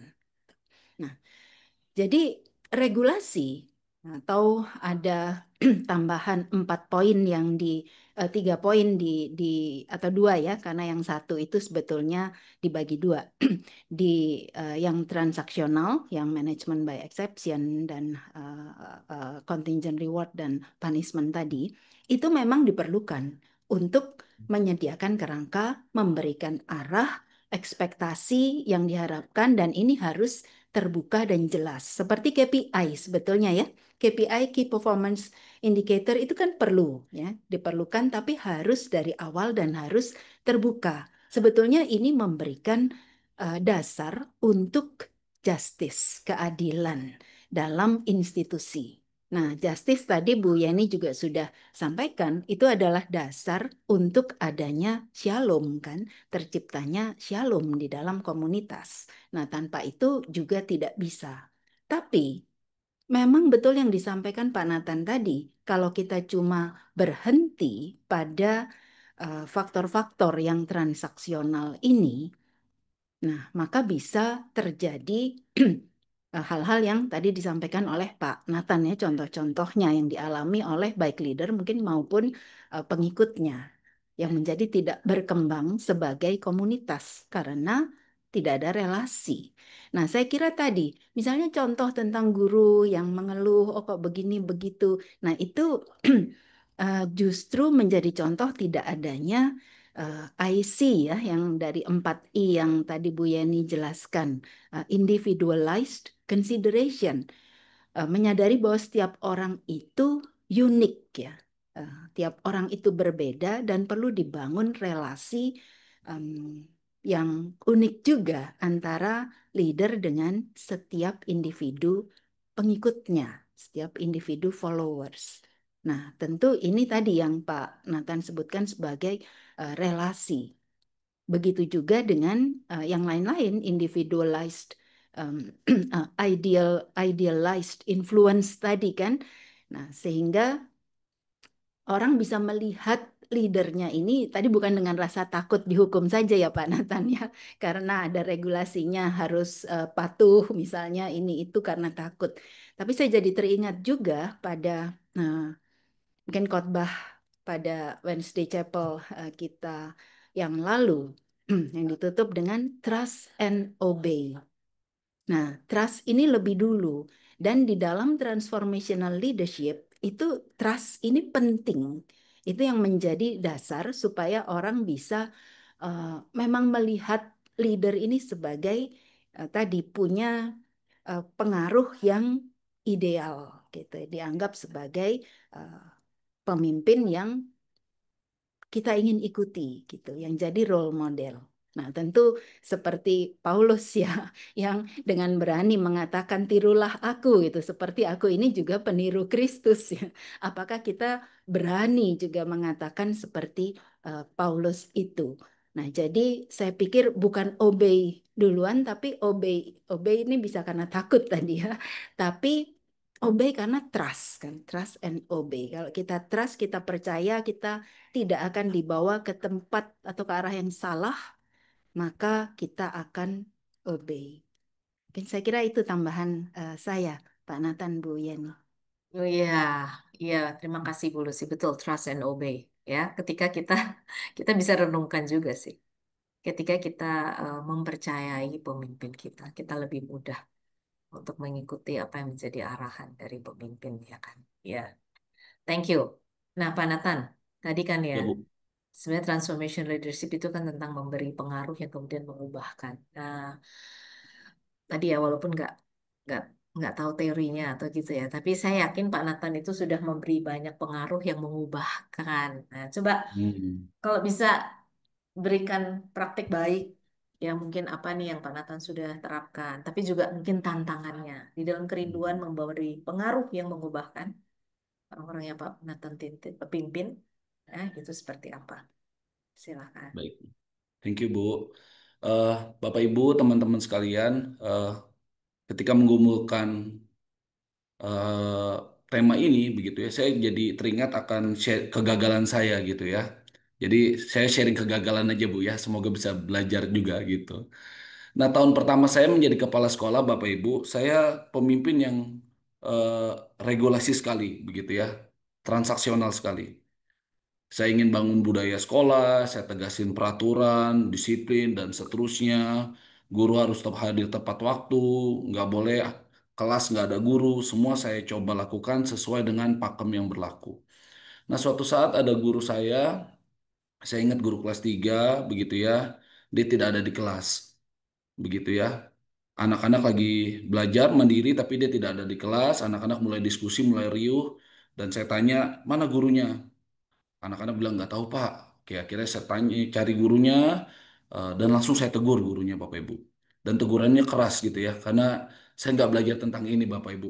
Bagaimana berelasi dengan baik gitu ya. Nah, ketika saya tegur, gurunya tahu akan kesalahannya. Gurunya tahu bahwa itu memang hal yang harus diperbaiki secara regulasi. Tetapi gurunya tidak melihat relasi yang baik yang saya coba bangun begitu ya. Dan akhirnya relasi saya dengan guru tersebut rusak begitu ya. Dan saya ketika hari selesai, hari bekerja selesai, saya digerakkan gitu oleh Roh Kudus. Saya yakin Roh Kudus yang menggerakkan saya gitu ya, untuk datang kepada dia, untuk membicarakan tadi kejadian siang, dan saya minta maaf dan kami berrekonsiliasi Bapak Ibu. Dan saya melihat bahwa itu hal yang luar biasa ya, yang Tuhan izinkan mendorong saya gitu untuk membangun eh, tidak hanya sekedar regulasi sebagai seorang pemimpin, tapi bagaimana kita juga mengerti bahwa relasi itu penting untuk kita bisa mengubahkan sesuatu gitu. Dan ternyata ketika berproses demikian, ternyata yang diubah bukan guru saya, justru saya sendiri. Begitu. Nah, jadi saya bersyukur ya. Dan ketika saya ketemu dia lagi sekarang, saya melihat dia selalu ingat Bapak Ibu teguran yang saya berikan.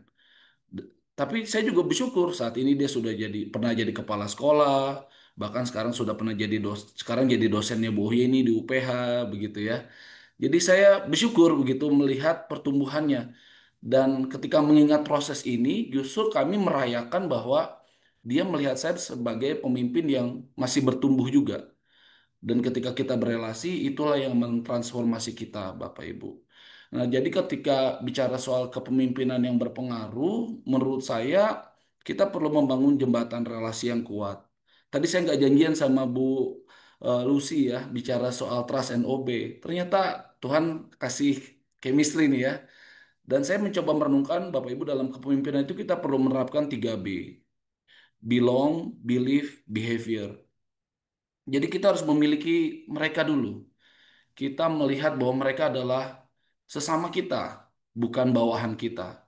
Mereka adalah tim kita. Mereka dimiliki. Nah, habis itu mereka believe, kalau tadi bilang trust ya, mereka percaya sama pemimpinnya. Mau dibawa kemana nih perahunya, mau dibawa kemana nih arahnya. Ketika mereka percaya, baru kita bicara soal behavior, baru kita bicara soal perilaku, Bapak Ibu. Dan kalau jembatan relasinya nggak kuat, Bapak Ibu, tipis sekali, itu nggak akan pernah nyampe apa yang kita mau kasih, masukan, transformasi apapun itu sulit. Jadi disinilah poin menerapkan relasi ketimbang regulasi dengan efektif. Nah, menurut saya mengenai pengaruh juga kita perlu hadir Bapak Ibu di samping mereka. Nah, saya sempat bicara juga ya dengan Bu ini mengenai Ki Hajar Dewantara juga sebenarnya sudah kasih perspektif ini. Ingarso Sungtulodo di depan memberi teladan, Imadia Mangunkarso di tengah memberi semangat, Tutwuri Handayani di belakang memberi dorongan. Nah, kehadiran kita Bapak Ibu sangat diperlukan bagi teman-teman kita yang mau berubah dalam proses pelayanan mereka, dalam proses pengembalaan mereka. Dan terakhir yang saya coba renungkan, bagaimana kita bisa memberikan pengaruh, kita perlu otentik Bapak Ibu, apa adanya. Saya se- saya membiasakan diri saya menjelaskan kelemahan kepada tim saya dan kepada teman-teman yang saya pimpin, supaya mereka mengambil bagian untuk menjadi supporting saya. Jadi ketika kita sebagai tim, kita justru butuh accountable team gitu, bukan kita sebagai superhero. Supaya mereka melihat bahwa oh ya, pemimpin saya juga butuh saya support. Dan pada akhirnya itu akan konstruktif, kita akan menjadi lebih solutif dalam sebagai satu tim ketimbang kita memunculkan diri kita sebagai pribadi yang luar biasa. Nah, kira-kira begitu, Bu. Jadi saya melihat bahwa pelayanan kita tuh perlu berelasi, perlu hadir, dan perlu otentik apa adanya di depan teman-teman komunitas yang kita layani. Sekian, Bu. Thank you, Bu. Oke. Eh, ini terakhir deh sekalian Pak Nathan, nanti baru Hmm. ditutup oleh Ibu Lucy ya. Nah, menurut Pak Nathan nih setelah mempelajari tentang kepemimpinan transformasional ya, kira-kira menurut Pak Nathan apa nih tantangannya kalau menerapkan ini di dalam konteks sekolah Kristen? Hmm. Ya, tadi saya lihat ada satu pertanyaan menarik juga, Bu. Dan saya rasa ini akan berkaitan dengan tantangan kepemimpinan transformasional. Yang saya refleksikan, tantangan kita adalah kita berusaha tuh untuk menyenangkan semua orang.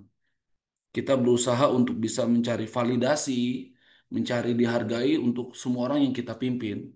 Dan ketika kita berusaha benar di semua mata orang, berusaha mencari validasi, berusaha mencari pengakuan, kita akhirnya tidak menjadi pribadi yang berusaha menerapkan prinsip firman Tuhan yang seharusnya tadi kita sudah pelajari bersama-sama. Kalau kita setuju bahwa kepemimpinan kita harus transformasional, berarti kita harus menghadirkan firman Tuhan yang justru mengubahkan hidup kita, mengubahkan komunitas kita, bukan kebenaran kita yang relatif supaya kita bisa disenangi semua orang.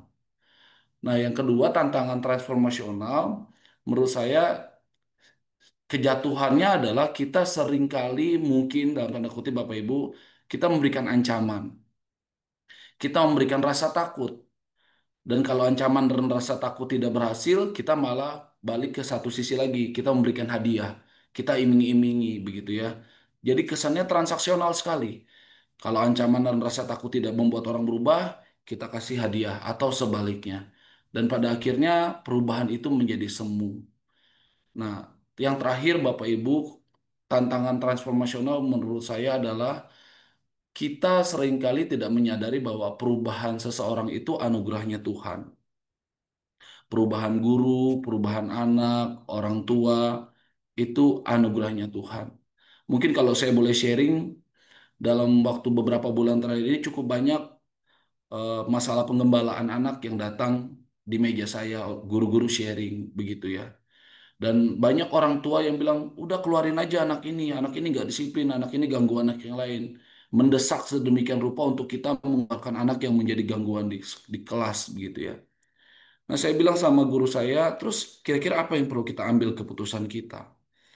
Nah, Bapak Ibu, saya teringat akan firman Tuhan di mana Yesus melihat orang-orang begitu banyak setelah mengajar Yesus capek dan ayat itu bilang begini, maka tergeraklah hati Yesus oleh belas kasihan.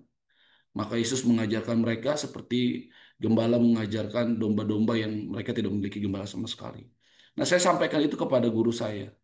Apakah ketika anak-anak yang dalam tanda kutip itu dipinggirkan, tidak dianggap, apakah kita akan menyingkirkan mereka, atau kita percaya bahwa anugerah Tuhan cukup buat anak ini dan belas kasihan Tuhan cukup buat anak ini? Sehingga kita juga perlu belajar memberikan belas kasihan yang Tuhan berikan juga kepada anak-anak ini. Nah, Bapak Ibu, ketika kita menyadari kuasa dari anugerah, kita yakin bahwa yang mengubahkan organisasi kita, kita sendiri, guru-guru kita, bukan kita, tapi Tuhan. Dan itu perlu belas kasihan yang murni, yang tulus, yang kita nyatakan bagi komunitas kita. Nah, mungkin itu, Bu Yeni, tantangan kita, ya. Apakah kita sungguh-sungguh berusaha mencari kesenangan Allah daripada kesenangan semua orang, atau kita memang benar-benar membangun relasi, atau sekedar ancaman atau rasa takut, atau kita benar-benar juga sungguh-sungguh menyadari kuasa dari anugerah, atau mungkin kita hanya mengandalkan pengalaman kita sendiri sebagai seorang pemimpin. Mungkin itu yang bisa saya sharingkan Bu ini. Thank you Bu. Thank you, thank you. Very inspiring. Bu Lucy, boleh tambahkan, Bu? Iya, makasih Bu Yani, Pak Nathan. Menarik sekali tadi ya. Membuat saya juga jadi berpikir, teringat beberapa contoh yang saya juga alami. Tapi yang saya ingin sampaikan di sini, tadi yang disampaikan oleh Pak Nathan itu sebetulnya kembali ya menunjukkan tadi waktu saya bicara tentang full range leadership itu kan baru sampai yang transaksional. Nah, sebetulnya 4I pada transformasional. Kalau transaksional ini diharapkan orang mencapai ekspektasi kan, apa yang diharapkan dari mereka sesuai yang tertulis gitu ya di KPI atau di kontraknya gitu. Dan imbalannya ya yang akan mereka dapat sesuai kontrak, begitu kan? Nah, tapi 4I dari transformational leadership itu sebetulnya menambahkan pada motivasi, pada motivasi orang-orangnya, sehingga mereka ini bisa mencapai yang disebut performance beyond expectation, yang mungkin tidak bisa diukur sekarang, tapi ke depan. Nah, bentuknya bisa pengembangan diri, pengembangan organisasi ke depan, pengembangan students dan seterusnya yang mungkin tidak bisa diukur secara konkret saat ini, tapi suatu saat akan sangat terlihat dan berpengaruh. Nah, itulah transformasi kan bukan sesuatu yang eh, dalam semalam begitu ya terjadi, tapi perlu waktu dan tadi relasi, ada trust. Nah, kalau tantangan yang tadi disampaikan oleh Pak Nathan, nah itu betul sekali. Sebetulnya justru I pertama tadi Bu Yani, I itu ya, idealized influence, itu juga bisa menjadi sebuah trap ya, jebakan bagi pemimpin transformasional atau yang karismatik tadi kan disebutkan. Ya, pemimpin karismatik yang membuat orang begitu percaya pada dirinya, pada nilai-nilainya, pada apapun yang dia lakukan, kadang-kadang memang bisa Atau bahkan seperti contoh tadi ya, Hitler misalnya yang disampaikan oleh Bu Yeni kan, pemimpin karismatik, tapi sebetulnya itu pseudo transformational. Mengapa? Karena, nah saya ingin kembali ke pembedaan yang dilakukan oleh Burns antara transformational dan transactional leadership. Nah, memang dia melihat transaksional ini secara negatif ya, belum secara lengkap dalam perkembangan full range leadership ini. Tapi mengingatkan kita akan bahaya eh, pemimpin karismatik ini.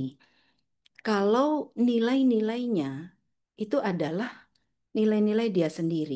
Itu yang disebut oleh Burns sebagai personalized leadership.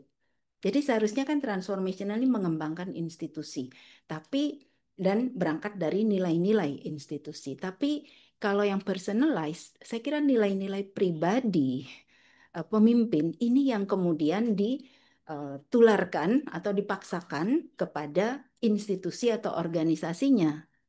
Nah, ini yang berbahaya karena kita tahu bahwa ya setiap orang itu sudah berdosa ya.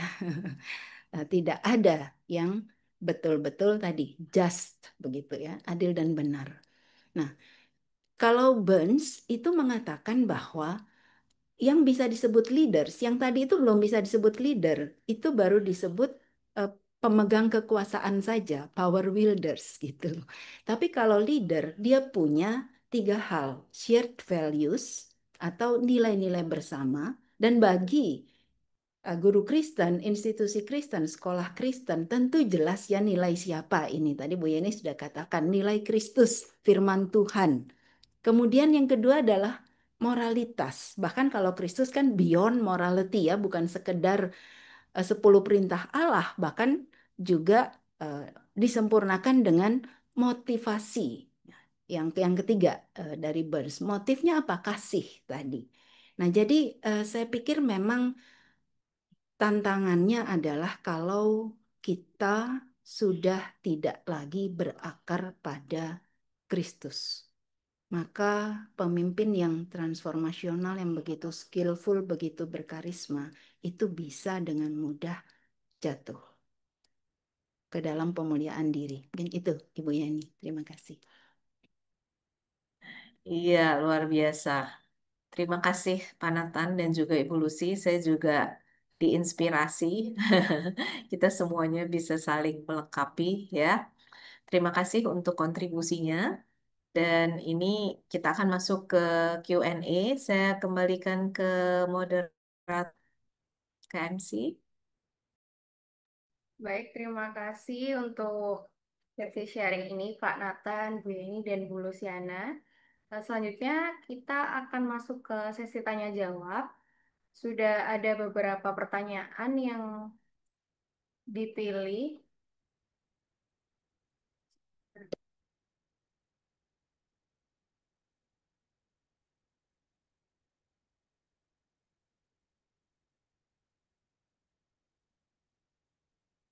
Nah, ini ada penanyaan Ibu dari Bu Raulina Septaria Sianturi. Jika ada pemimpin yang menghindari konflik itu, termasuk kemana ya ada kesan tidak tegas, ingin disenangi oleh pengikutnya. Jika ada konflik di antara pengikut, terkesan tidak membela keduanya. Bagaimana pendapat Ibu? Pemimpin ada yang tidak berani menyatakan kebenaran jika itu memberi ketidaknyamanan bagi dirinya. Ini Eh, mau satu atau bagaimana, Bu? Menjawab eh, pertanyaannya. Boleh satu-satu, tetapi kan ini semuanya ke saya ya. Saya rasa bisa dibagi-bagi aja ya, Natasha. Ya, di Oh, sana ada Ibu begitu. Lucy, ada Pak Nathan, ya. Ya, Mungkin saya coba jawab yang pertama, nanti yang lain bisa yang lain. Kalau nanti ada yang saya mau tambahkan, saya bisa tambahkan. ya, Ya, siap, Bapak Bu. Ibu, ini menghindari konflik, ya. Em, nah, ini tentu termasuk yang mana ya? Hmm, kalau dibilang yang tadi ya, iya. Bisa dimasukkan ke yang hampir bawah mungkin ya, non-behavior leadership ya. Karena tentu Bapak Ibu ketika kita berani menjadi pemimpin, maka kita harus berani mengambil resiko dan termasuk tanggung jawab karena kita menjadi pemimpin. Dan salah satunya memang tadi kalau kita mau menegakkan justice, keadilan, kebenaran, maka itu pertama-tama kita harus meyakini apa yang benar, apa yang harus kita terapkan di sekolah Kristen, apa yang kita yakini, ya. Di dalam konflik, nah, masalahnya begini, Bapak Ibu. Di dalam konflik tidak selalu A yang benar, B yang salah. Di dalam sebuah konflik bisa saja ada miscommunication, bisa saja ada misinterpretation, bisa A benar, bisa B benar juga. Jadi di sini memang dibutuhkan hikmat kita di dalam melihat sebuah konflik, bukan kemudian di dalam menyelesaikan konflik, kemudian kita harus mengatakan A yang salah, B yang benar, gitu ya, atau sebaliknya. Tetapi di dalam menyelesaikan sebuah konflik, kita harus bisa betul-betul melihat apa yang menjadi permasalahannya dan bagaimana eh, tentu resolusi konflik adalah akhirnya bagaimana kita bisa kemudian kembali bekerja sama. Mungkin tadi ya perspektif yang berbeda ini yang harus kita jernihkan sehingga semua kemudian bisa melihat sesuatu dengan benar, bisa bisa paling tidak sama dan kemudian kita bisa bekerja sama. Kita bisa eh, apa menjalani itu bersama-sama. Atau mungkin saja bisa saja terjadi. Akhirnya kita harus mengatakan, oke, ini memang berbeda, ya kan? Ini memang berbeda, dan kemudian kita harus sepakati apa yang kita mau terapkan bersama-sama. Paling tidak di dalam konteks kebersamaan untuk teamwork, kita bisa agree for not disagree gitu kan ya. Kita bisa harus setuju, oh kita berbeda. Tetapi di dalam konteks ini kita harus bersama-sama menjalaninya sedemikian, ya menghargai perbedaan itu dan tetap bisa bekerja sama. Dan penting kadang-kadang di dalam konflik antar dua pribadi, Bapak Ibu, kita harus menolong supaya bisa saling mengerti, bisa saling memaafkan, bisa saling bekerja sama. Bukan berarti kemudian semuanya harus sama gitu ya. Tetapi bagaimana kita tetap bisa bekerja sama di dalam keberbedaan kita untuk mencapai sesuatu yang memang mau kita capai bersama-sama. Ya mungkin itu dari saya. Silakan kalau ada dari yang lain. Baik, apakah ada penambahan dari Ibu Lucy atau Pak Nathan? Bolehkah saya berbagi, Bu? Iya, Pak, silakan. Ya, eh, kalau pengalaman dengan konflik, Bapak Ibu, kadang-kadang kita tergoda untuk menyederhanakan atau tergoda juga untuk membesarkannya, gitu. Jadi kita tidak lihat perspektif yang baik, kita juga tidak mengerti duduk perkaranya, dan kita seringkali terjatuh dalam dua bandul itu.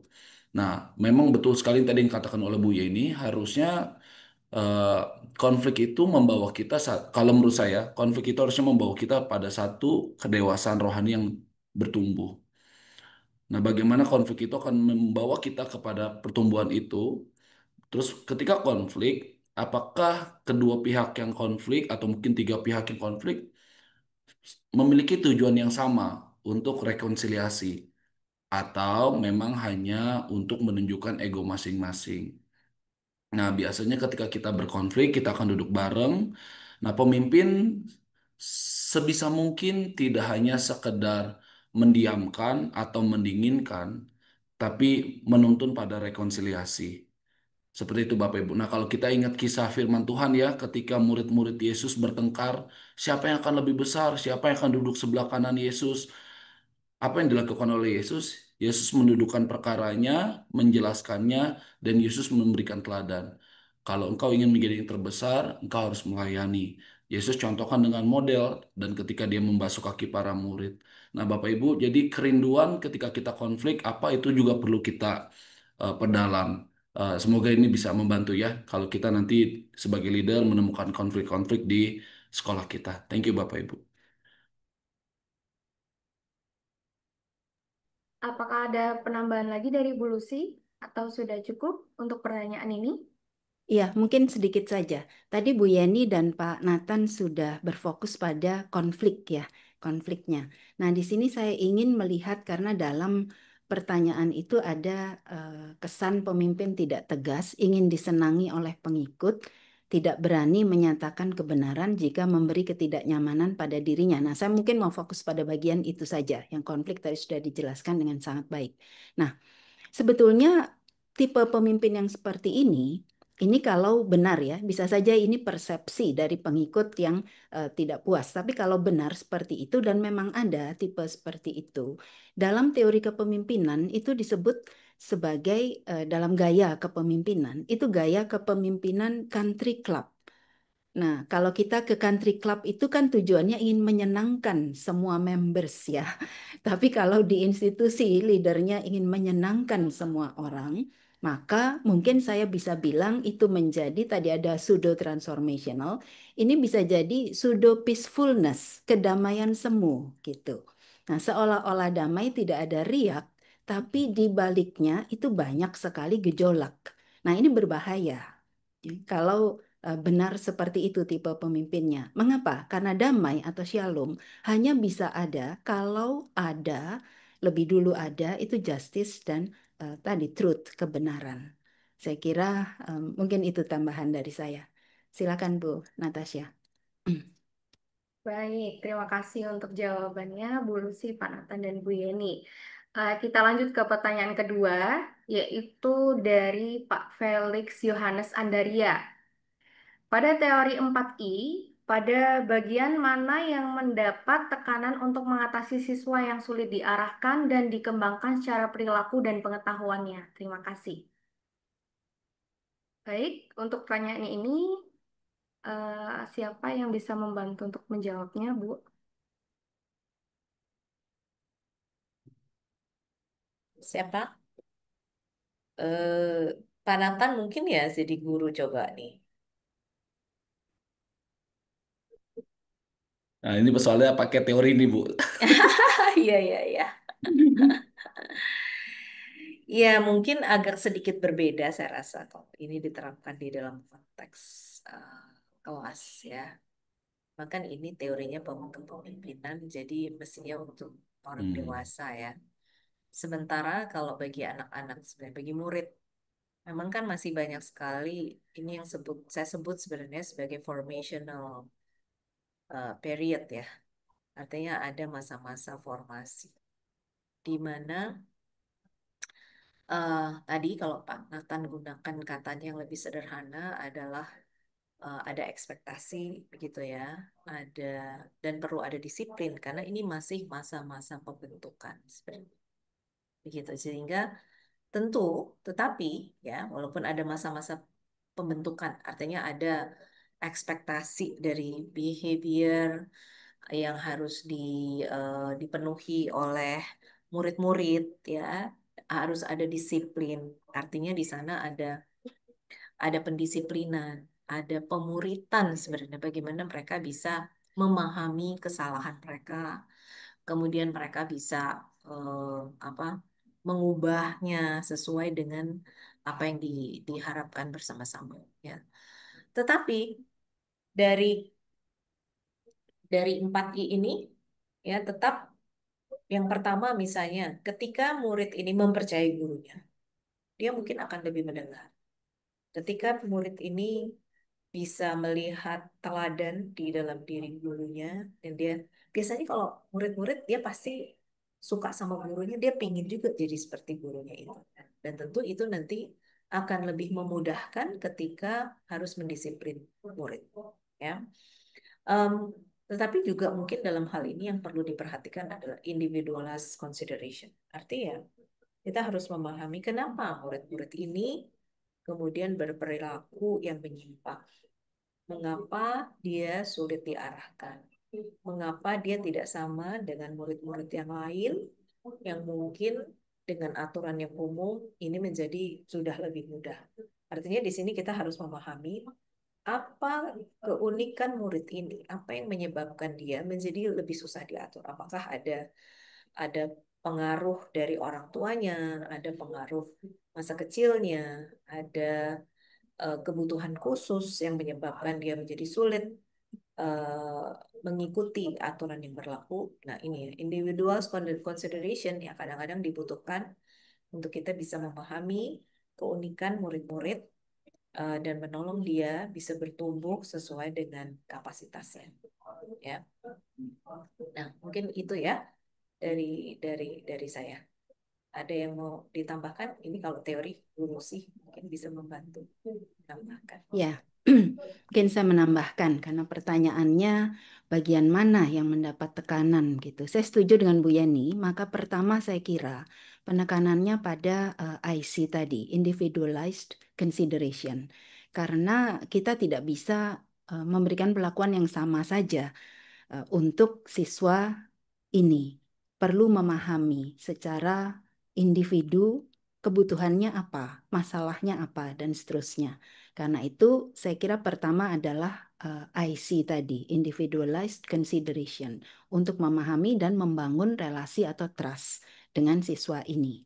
Kemudian, setelah kita lebih memahami tadi entah penyebabnya, konteksnya, dan sebagainya, apa yang menjadi kesulitan atau kebutuhan siswa ini, nah baru kita bisa masuk ke uh, yang motivasi tadi, memberikan inspirational motivation tadi, atau intellectual stimulation sesuai kebutuhan dan konteks anak ini. Karena misalnya kita men-challenge orang gitu ya untuk mencapai sesuatu yang tinggi. Tidak semua orang, itu kan intellectual stimulation ya, tapi tidak semua orang akan bisa termotivasi dengan cara itu. Ada yang mungkin malah takut dan akhirnya dia tidak berani berbuat apa-apa.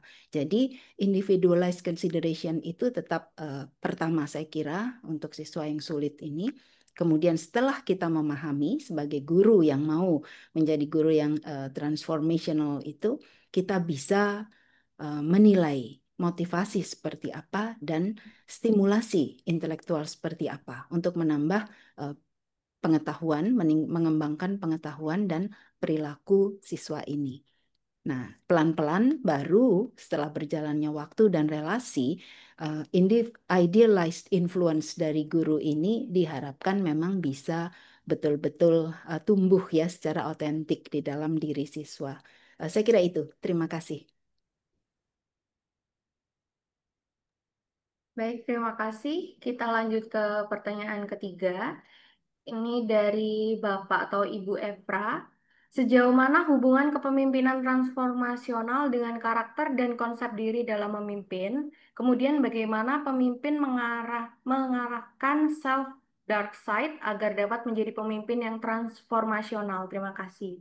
Sepertinya pertanyaan ini tadi sudah terjawab oleh Pak Nathan, jadi mungkin Pak Nathan bisa memberikan sedikit penekanan terkait hal ini. Silakan. Terima kasih Bu Natasya. Bapak Ibu, saya tertarik dengan pertanyaan ini ya. Jadi eh, kalau boleh sharing Bapak Ibu, saya juga pernah jatuh dalam bagian ini ya. Jadi seringkali kita berusaha minta orang berubah, tapi kita sendiri juga belum diubahkan oleh Kristus. Begitu ya. Kita minta guru sabar terhadap anak-anak, kita minta guru sabar terhadap orang tua. Sayangnya sebagai kepala sekolah juga nggak sabar sama guru-guru. Begitu. Jadi ternyata karakter saya sendiri pun perlu diubahkan. Ternyata konsep diri saya pun perlu diubahkan sebelum saya memimpin orang lain. Jadi mungkin kalimatnya sebelum kita memimpin orang lain, kita juga perlu memimpin diri kita kepada Kristus untuk kita diubahkan. Nah, kalau bicara soal self dark side, Bapak Ibu, saya kurang begitu memahami dark side yang seperti apa. Tapi memang setiap kita mungkin ya ada aspek-aspek yang belum kita serahkan sama Tuhan. Begitu ya. Entah mungkin kegelisahan kita, ketakutan kita, kekhawatiran kita, atau mungkin pride kita, harga diri kita, begitu ya. Nah, mungkin saya kembali kepada tadi refleksi saya, kita perlu menjadi leader yang otentik, yang apa adanya. Menceritakan kelemahan kita kepada tim kita supaya mereka mendukung kita dalam area tersebut untuk bertumbuh dan mendoakan kita. Kita menjadi pribadi yang otentik supaya kita juga punya accountable partner yang menjaga kita supaya kita tidak jatuh dalam dosa atau dalam perspektif yang salah terus-menerus. Begitu. Jadi menurut saya self dark side ini akan sangat berpengaruh sekali Bapak Ibu kalau kita tidak membuka hati, kita tidak rindu juga untuk dipulihkan. Karena pada akhirnya kita tidak bisa menutupi Bapak Ibu hal-hal yang sebenarnya itu juga Allah rindukan untuk mentransformasi kita di area itu. Mungkin itu Bapak Ibu yang saya coba refleksikan. Thank you. Apakah ada penambahan jawaban, Bu, untuk pertanyaan ini? Mungkin Tidak ada. sedikit ya. Oh ya. Em, iya memang ya, karakter dan konsep diri dalam memimpin itu tadi eh, kita perlu terus merenungkan hal ini. Saya jadi ingat apa yang kita diskusikan bulan lalu Bapak Ibu tentang servant leadership. Di sana kan kita membahas tentang being ya, yang memang kita harus pertama-tama mengenali diri kita siapa di dalam Kristus gitu. Being kita harus betul-betul kuat dan konsep diri ataupun karakter ini menurut saya Bapak Ibu ini adalah program jangka panjang gitu. Artinya mungkin satu kali saat ini saya betul-betul dikuatkan tentang identitas kita di dalam Kristus, sepertinya ada pertumbuhan dalam karakter kita, tetapi itu tidak bisa membuat kita berpuas diri dan seakan-akan tidak perlu terus-menerus diingatkan ataupun bertumbuh di dalam karakter. Jadi em, dan mungkin konteks kepemimpinan kita nanti bisa terus-menerus berbeda juga ya di dalam perkembangan sekolah, di dalam perkembangan tantangan dunia gitu ya. Jadi memang konsep diri dan juga karakter ini perlu terus kita dikuatkan tentang siapa kita di dalam Kristus. Kita hanyalah hamba Tuhan yang akan terus-menerus bekerja mengubahkan kita, memakai kita begitu ya, dan karakter kita juga perlu terus dikikis karena memang baru dari situ kita akan juga terus bisa mempraktekkan kepemimpinan yang lebih otentik tadi ya, dan juga dengan moralitas, dengan nilai-nilai seperti yang sudah diteladankan Kristus. Jadi ini tidak bisa menjadi apa, sepertinya dulu udah pernah dan saya udah bebas gitu ya. Enggak, ini adalah proyek jangka panjang. Ini adalah terus-menerus perlu kita eh, renungkan dan kita perlu perkuat ya siapa diri kita di dalam Kristus untuk kita bisa memimpin dengan baik. Ya, mungkin itu dari saya. Oke, terima kasih. Kita lanjut ke pertanyaan yang terakhir. Itu dari Pak Riki S. Benyamin. Menghadapi tantangan penurunan motivasi guru dan siswa, serta hasil belajar, belajar yang stagnan selama 3 tahun terakhir, kepala sekolah baru diangkat dengan misi untuk melakukan perubahan signifikan agar sekolah dapat berprestasi dan menjadi lingkungan belajar yang inspiratif. Bagaimana penerapan kepemimpinan transformasional oleh kepala sekolah? Baik, pertanyaan yang cukup menarik dari Pak Nathan. Kayaknya perlu satu sesi nih Nathan untuk jawab ini. Aduh, saya dulu ya Bu ya. Nanti tolong dibenerin ya Bu kalau keliru ya. Nah, Bapak Ibu yang bertanya, terima kasih banyak. Saya pernah mengalami di posisi ini di apa namanya jabatan saya sebagai kepala sekolah di daerah Tangerang gitu ya. Jadi jumlah siswanya menurun, targetnya terlihat dan memang culture-nya belum terbentuk begitu. Nah, Bapak Ibu, kita bisa mulai pada tahap yang tadi yang saya bilang regulasi gitu ya, menerapkan sistem transaksional. Kita susun sedemikian rupa. Nah, kalau saya dulu pernah ikuti seminar HCSI, disampaikan oleh pembicaranya begini. Untuk membentuk culture sekolah itu membutuhkan waktu sampai 10 tahun, Bapak Ibu. Nah, jadi 10 tahun kita bergumul untuk membangun sekolah dan kita tidak bisa langsung lihat hasilnya dalam waktu setahun 2 tahun. Memang kita perlu bergumul dan kita perlu set sistem, kita set procedure, kita taruh ekspektasi dan seterusnya. Dan sekali lagi itu adalah sistem yang kita bangun. Dan ketika kita bicara sistem, kita sedang bicara tentang regulasi dan transaksional di dalamnya. Kita akan menjalankan sistem disiplin, penilaian kinerja, mungkin kita memberikan penghargaan, bahkan pendisiplinan atau eh, evaluasi dan lain-lain, Bapak Ibu. kita bisa lakukan itu. Tapi saya setuju dengan teori yang kita pelajari bersama sore hari ini. Di atas itu ada lagi Bapak Ibu. Nah, bagaimana kita mentransformasi, bagaimana kita hadir sebagai pribadi yang memberikan atau mengarahkan kepada perubahan. Nah, seringkali Bapak Ibu, kejatuhannya, dan saya juga ketika saya berefleksi, kejatuhan kita adalah kita mengorbankan tim untuk keberhasilan yang kita mau lihat secara pragmatis, secara cepat, secara instan, kita mengorbankan tim, kita memaks, kita tidak berelasi dengan baik. Kita ingin cepat, kita ingin juga KPI kita berhasil, kita ingin dianggap semuanya bagus ketika kita pegang. Tapi kita lupa bahwa ini adalah transformasional yang memang terus bertumbuh tahap demi tahap. Nah, Bapak Ibu, mungkin kalau boleh saya boleh berbagi, mungkin kita perlu berhati-hati. Kita diberikan KPI, kita berikan standar, diberikan ekspektasi, kita kerjakan. Tapi juga kita jangan lupa bahwa di atas itu Tuhan merindukan kita hadir kepada pribadi lepas pribadi, menjadi agen transformasi yang mengubahkan komunitas kita. Dan itu semua biarlah kiranya Roh Kudus yang berkarya dalam pelayanan kita Bapak Ibu sebagai seorang pelayan dan juga sebagai seorang pemimpin. Mungkin itu Bu yang saya boleh bagikan dalam refleksi pelayanan saya. Thank you, Bu.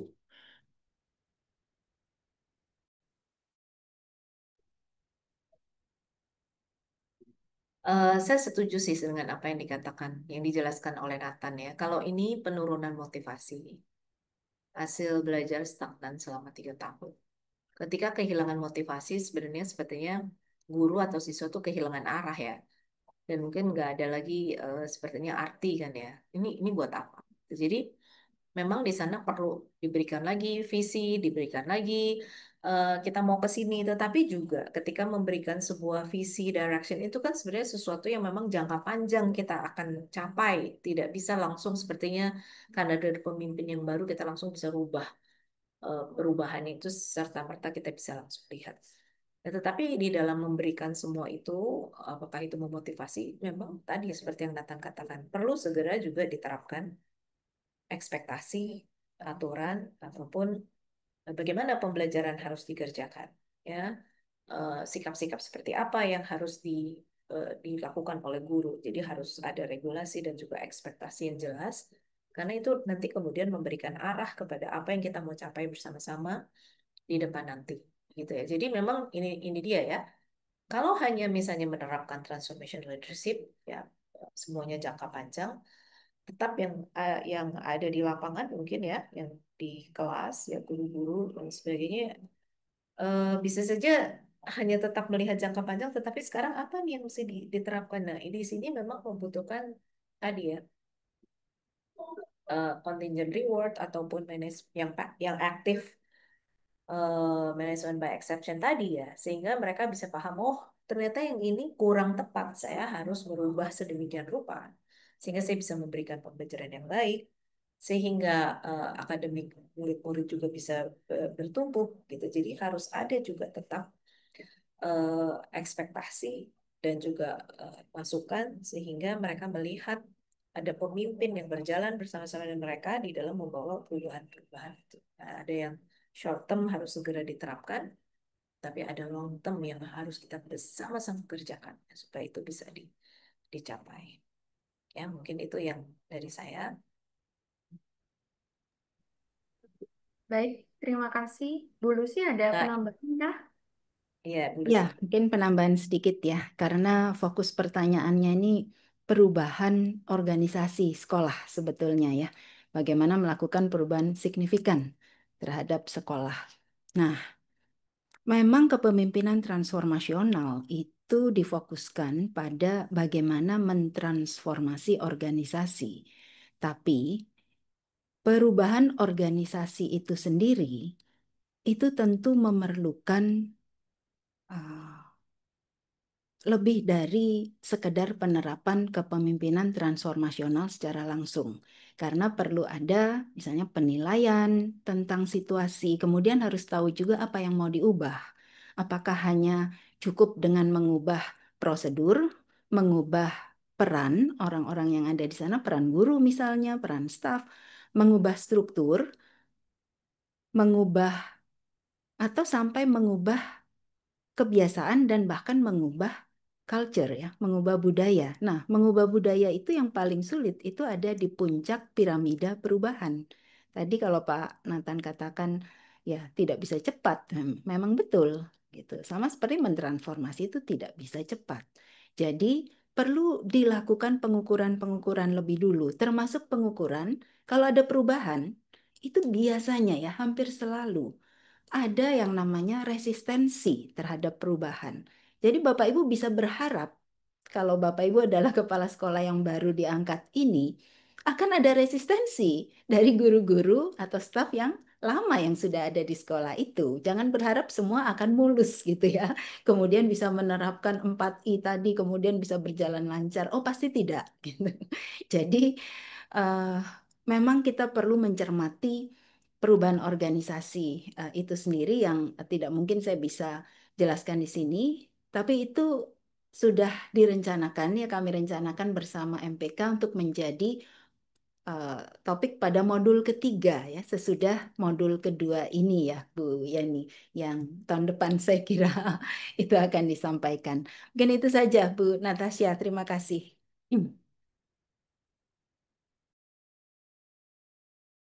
Baik, terima kasih untuk sharingnya Bu Yeni, Pak Nathan, dan Bu Lucy. Ini sesi yang terakhir yaitu akan ada kesimpulan dari Bu Yeni. Kepada Bu Yeni, saya persilakan. Iya, Bapak Ibu, terima kasih sekali lagi untuk kesempatan belajar bersama-sama ya. Em, Transformational leadership adalah sebuah teladan yang sudah diberikan oleh Juru Selamat dan Tuhan kita ya. Teori tadi memberikan konsep ya untuk bisa mencerna itu. Tetapi seperti yang tadi saya katakan, eh, sumber model dan juga tujuan dari transformation leadership ada di dalam Juru Selamat dan Tuhan kita. Dan mari kita terus melekat di dalam Dia, karena tentu nanti Kristus sendiri akan memberi inspirasi dan Roh Kudus bersama-sama dengan kita, membawa perubahan-perubahan sekecil apapun Bapak Ibu di dalam peran Bapak Ibu sebagai pemimpin, ya Tuhan akan menolong dan memampukan kita. Terima kasih.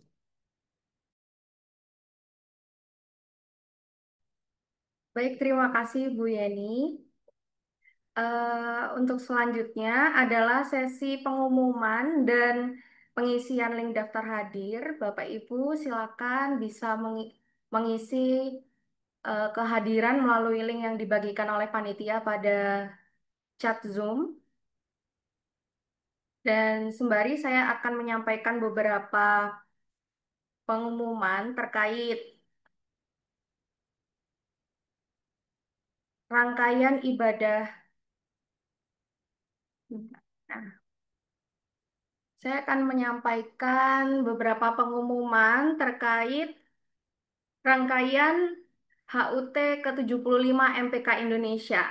Jadi pada hari ini tanggal 5 Juni di jam 6 malam nanti akan ada ibadah syukur yang akan dilaksanakan secara online. Bapak Ibu bisa untuk turut hadir dalam Zoom-nya. Untuk linknya akan kami kirimkan di grup webinar ini. Lalu selain itu kami akan mengadakan ibadah syukur dan perayaan juga yang akan dilaksanakan pada 17 Juni 2025. Bapak Ibu juga bisa turut hadir secara daring melalui online streaming di YouTube channel MPK Indonesia. Pada ibadah syukur ini akan diintegrasikan juga dirangkaikan dengan acara launching Perkumpulan Guru Indonesia atau yang disebut GUKI. GUKI ini adalah tindak lanjut dari amanat Undang-Undang Nomor 14 Tahun 2005 tentang guru dan dosen. Selain itu, GUKI ini juga eh, bentuk tindak lanjut dari Permendikbudristek Nomor 67 Tahun 2024 tentang fasilitasi terhadap organisasi profesi guru. Bapak Ibu silakan mengikuti acara GUKI ini karena nanti akan ada pemaparan sistem dan regulasi bagaimana Bapak Ibu bisa bergabung dalam perkumpulan guru Kristen Indonesia ini. Jadi sekali lagi saya ingatkan Bapak Ibu bisa join untuk hadir melalui live streaming melalui channel YouTube MPK Indonesia. Berikut itu informasi yang bisa saya sampaikan. Untuk selanjutnya saya serahkan ke Ibu Vini untuk pemberian ucapan terima kasih dan doa penutup. Ya, baik. Terpujilah Tuhan ya untuk pembahasan yang sangat menyentuh. Terpujilah Tuhan hari ini kita walaupun melalui teknologi digital ya, tapi saya dapat merasakan passion, belas kasihan dan kesungguhan dari Bu Yeni, Pak Nathan dan Bu Luciana ya. Bapak Ibu, tadi saya melihat bahwa tantangan kita banyak sekali ya. Kadang permasalahan di lapangan membutuhkan hikmat ya untuk menentukan teknologi apa yang kita pilih ya, gedung seperti apa yang kita perlu rancang, kurikulum seperti apa yang perlu kita upgrade di tengah-tengah semuanya itu. Tapi saya lihat pembahasan hari ini membawa kita pada satu esensi yang memang tidak tergantikan oleh apapun ya, yaitu kehadiran pemimpin yang bertumbuh di dalam Tuhan dan terutama terus melihat kepada guru kita yang sejati, yaitu Yesus Kristus. Terima kasih sore hari ini kita diingatkan oleh hal ini lagi. Mari walaupun kita menutup dengan doa, tapi menjadi awal ya bagi kita untuk mempraktekkan apa yang sudah kita dengar sore hari ini melalui ketaatan. Mari kita berdoa Bapak Ibu. Bapa di surga, kami telah banyak mendengar banyak sekali pengajaran-pengajaran yang baru yang membuat kami terkesima dan juga mungkin banyak hal yang kami melihat kami jauh dari cukup untuk mencapai itu ya Tuhan Yesus. Bapa di surga, tapi kiranya Engkau memberikan kami iman untuk terus-menerus berani melihat kepada apa yang benar dan indah itu. Kiranya Tuhan sendiri yang terus-menerus memberi kami keberanian untuk tidak kalah terhadap kondisi kami sendiri, tetapi kami terus-menerus dengan iman dan penyertaan-Mu kami terus bertumbuh kepada yang Engkau terus bukakan pada kami. Terima kasih untuk pengajaran-Mu pada sore hari ini. Kami mau menutup pertemuan ini, tapi juga kami menyerahkan chapter di dalam kepemimpinan kami, di dalam pelayanan kami sebagai guru, supaya kami setia terhadap apa yang Engkau percayakan. Kiranya Engkau disenangkan dengan ketaatan-ketaatan kami. Di dalam nama Tuhan Yesus Kristus kami bersyukur. Amin. Bapak Ibu, Silakan. sedikit saya tadi lupa bicara. Tahun lalu saya dan Ibu Lucy menulis sebuah book chapter di Bunga Rampai mengenai kepemimpinan transformasional dan juga penerapannya dalam sekolah Kristen.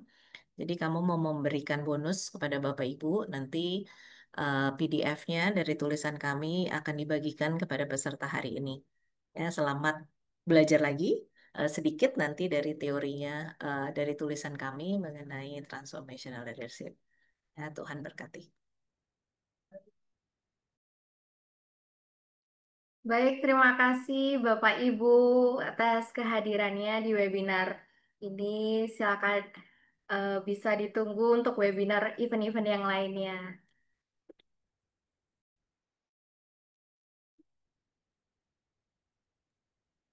Oke. Udah foto ya, kita bisa say goodbye ya. Terima kasih Bapak Ibu semua, selamat sore. Ya, terima kasih Bapak Ibu. Terima kasih Terima Bu kasih Yeni. Bu Natasha, Bu Vini. Terima Terima kasih kasih. Bapak Ibu Terima semua. kasih. Mari. Ini Pak Acara Nathan, lainnya. terima kasih ya, IPK. Tuhan Yesus berkati. Terima kasih semua. Terima kasih semua. God bless.